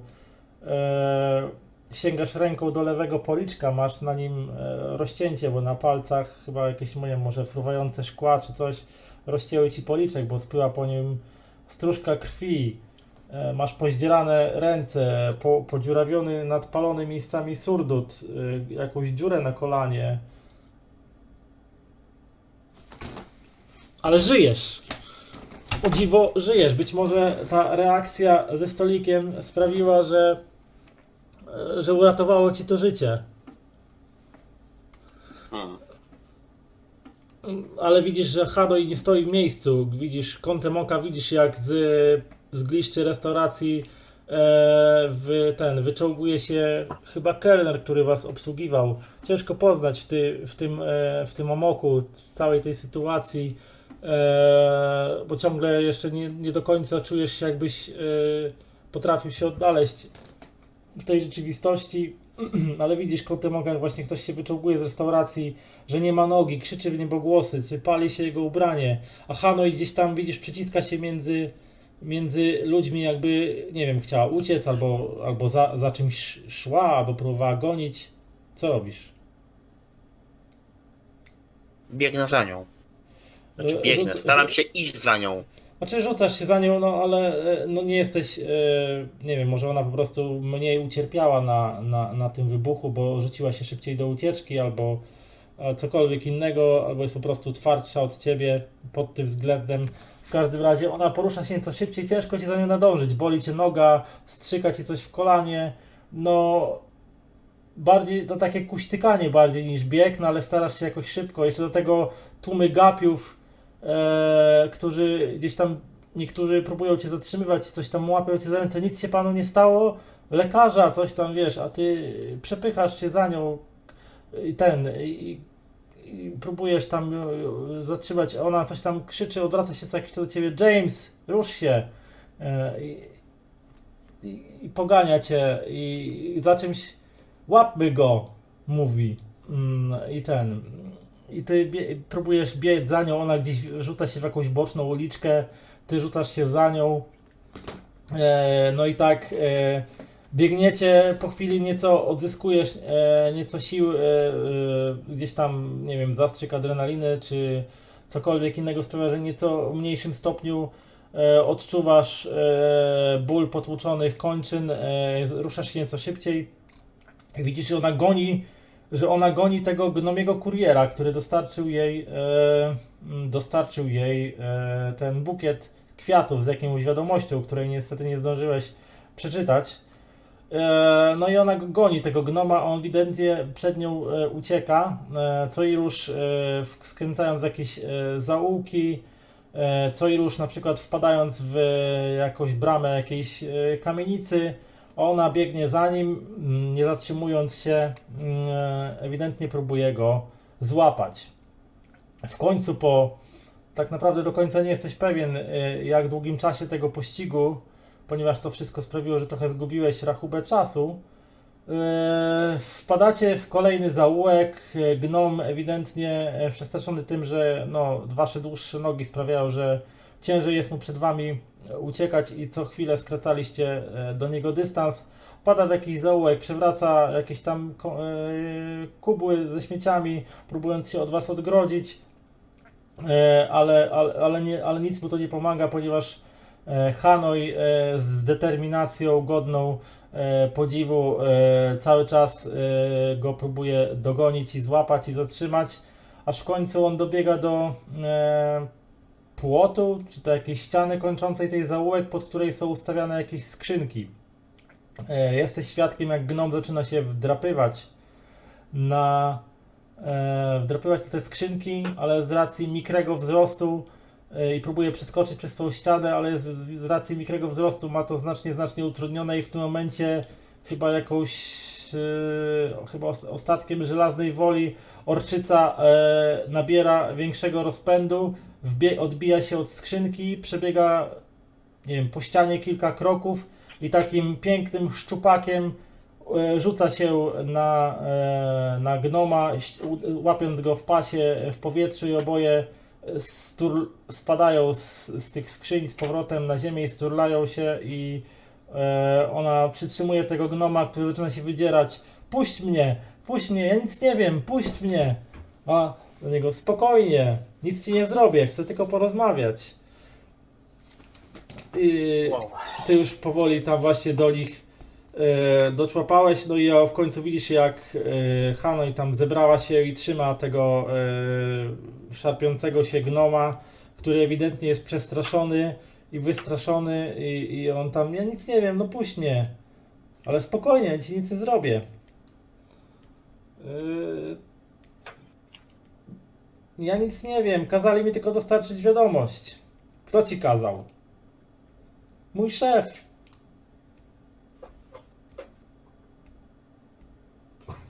A kto jest twoim szefem? Powiedziała Hanoi. Ja się temu przyglądam, bo właściwie pytam Hanoi właściwie co się stało, co było na tej kartce. Uciekajcie stąd, rzuciła. Natychmiast. Znaczy, tak było, uciekajcie stąd natychmiast. A skąd wie... Ale spokojnie, ja chcę tylko podziękować twojemu szefowi za to, że nas uratował. Gnom w końcu zrezygnowany, przestał się szarpać, opuścił ramiona w geście rezygnacji. Widać, że zmaga się na twarzy, widać, że zmaga się ze sobą, ale spogląda na was i widząc, że raczej no, nie uda mu się spierdzielić gdzieś tam między wami i zniknąć, westchnął. No dobra, zaprowadzę was. Gdzieś tam z daleka słyszysz zawodzenia syren, pewnie strażackich, które jadą na miejsce zamachu bombowego, jakby to można było nazwać, czy też czegoś podobnego, które się zdarzyło w restauracji Lagrange i doprowadziło do jej kompletnego zniszczenia, a także syreny być może, nie wiem, żandarmerii miasta Orso, która zapewne będzie chciała zabezpieczyć miejsce, jakby nie było zbrodni, przesłuchać świadków i ewentualnie szukać podejrzanych. O, robi się wesoło. Hanoi rusza za gnomem, cały czas mając go w zasięgu swoich rąk. Ruszasz za nią. No i po niedługim czasie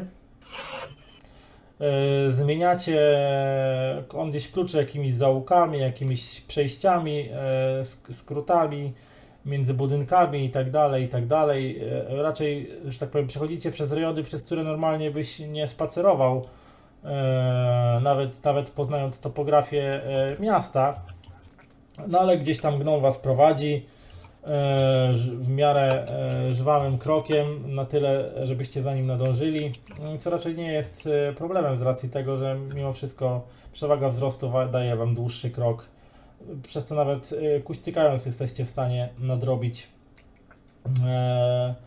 tą różnicę w obrażeniach, jakie doznaliście, bo gnom zasadniczo nie doznał żadnych, przynajmniej jakichś tam specjalnie po nim nie widać.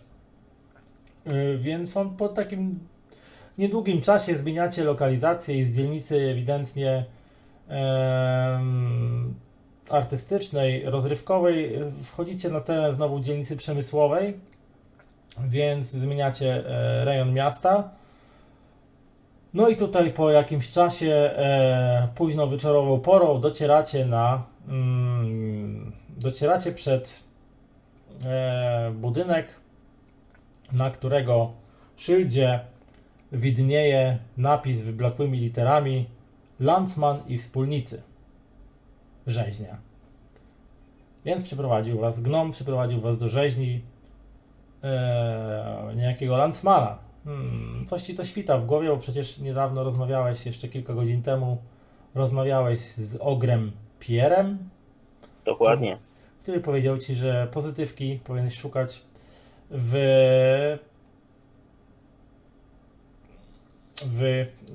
Rzeźni. w rzeźni, znaczy właściwie u niejakiego Mordekaja Landsmana, czyli powinieneś chyba założyć, że tam właśnie ta pozytywka będzie.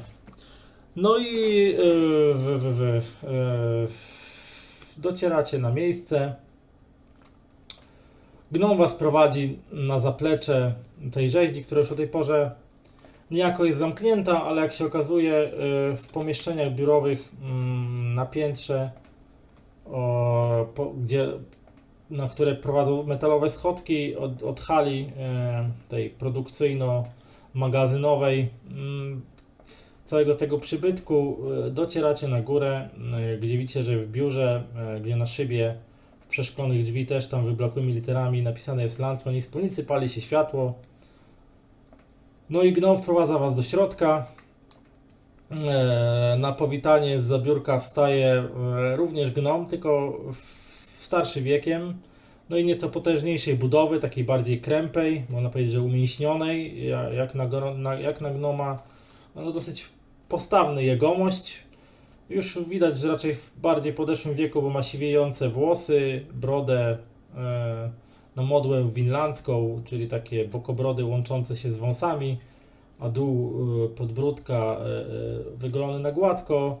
Takie dosyć ten sumiasty zarost, do tego ubrany przyzwoicie w porządne spodnie, na szelkach ciemnego koloru, w ciemną koszulę, w prążki z podwiniętymi do łokci rękawami, właśnie wycierał ręce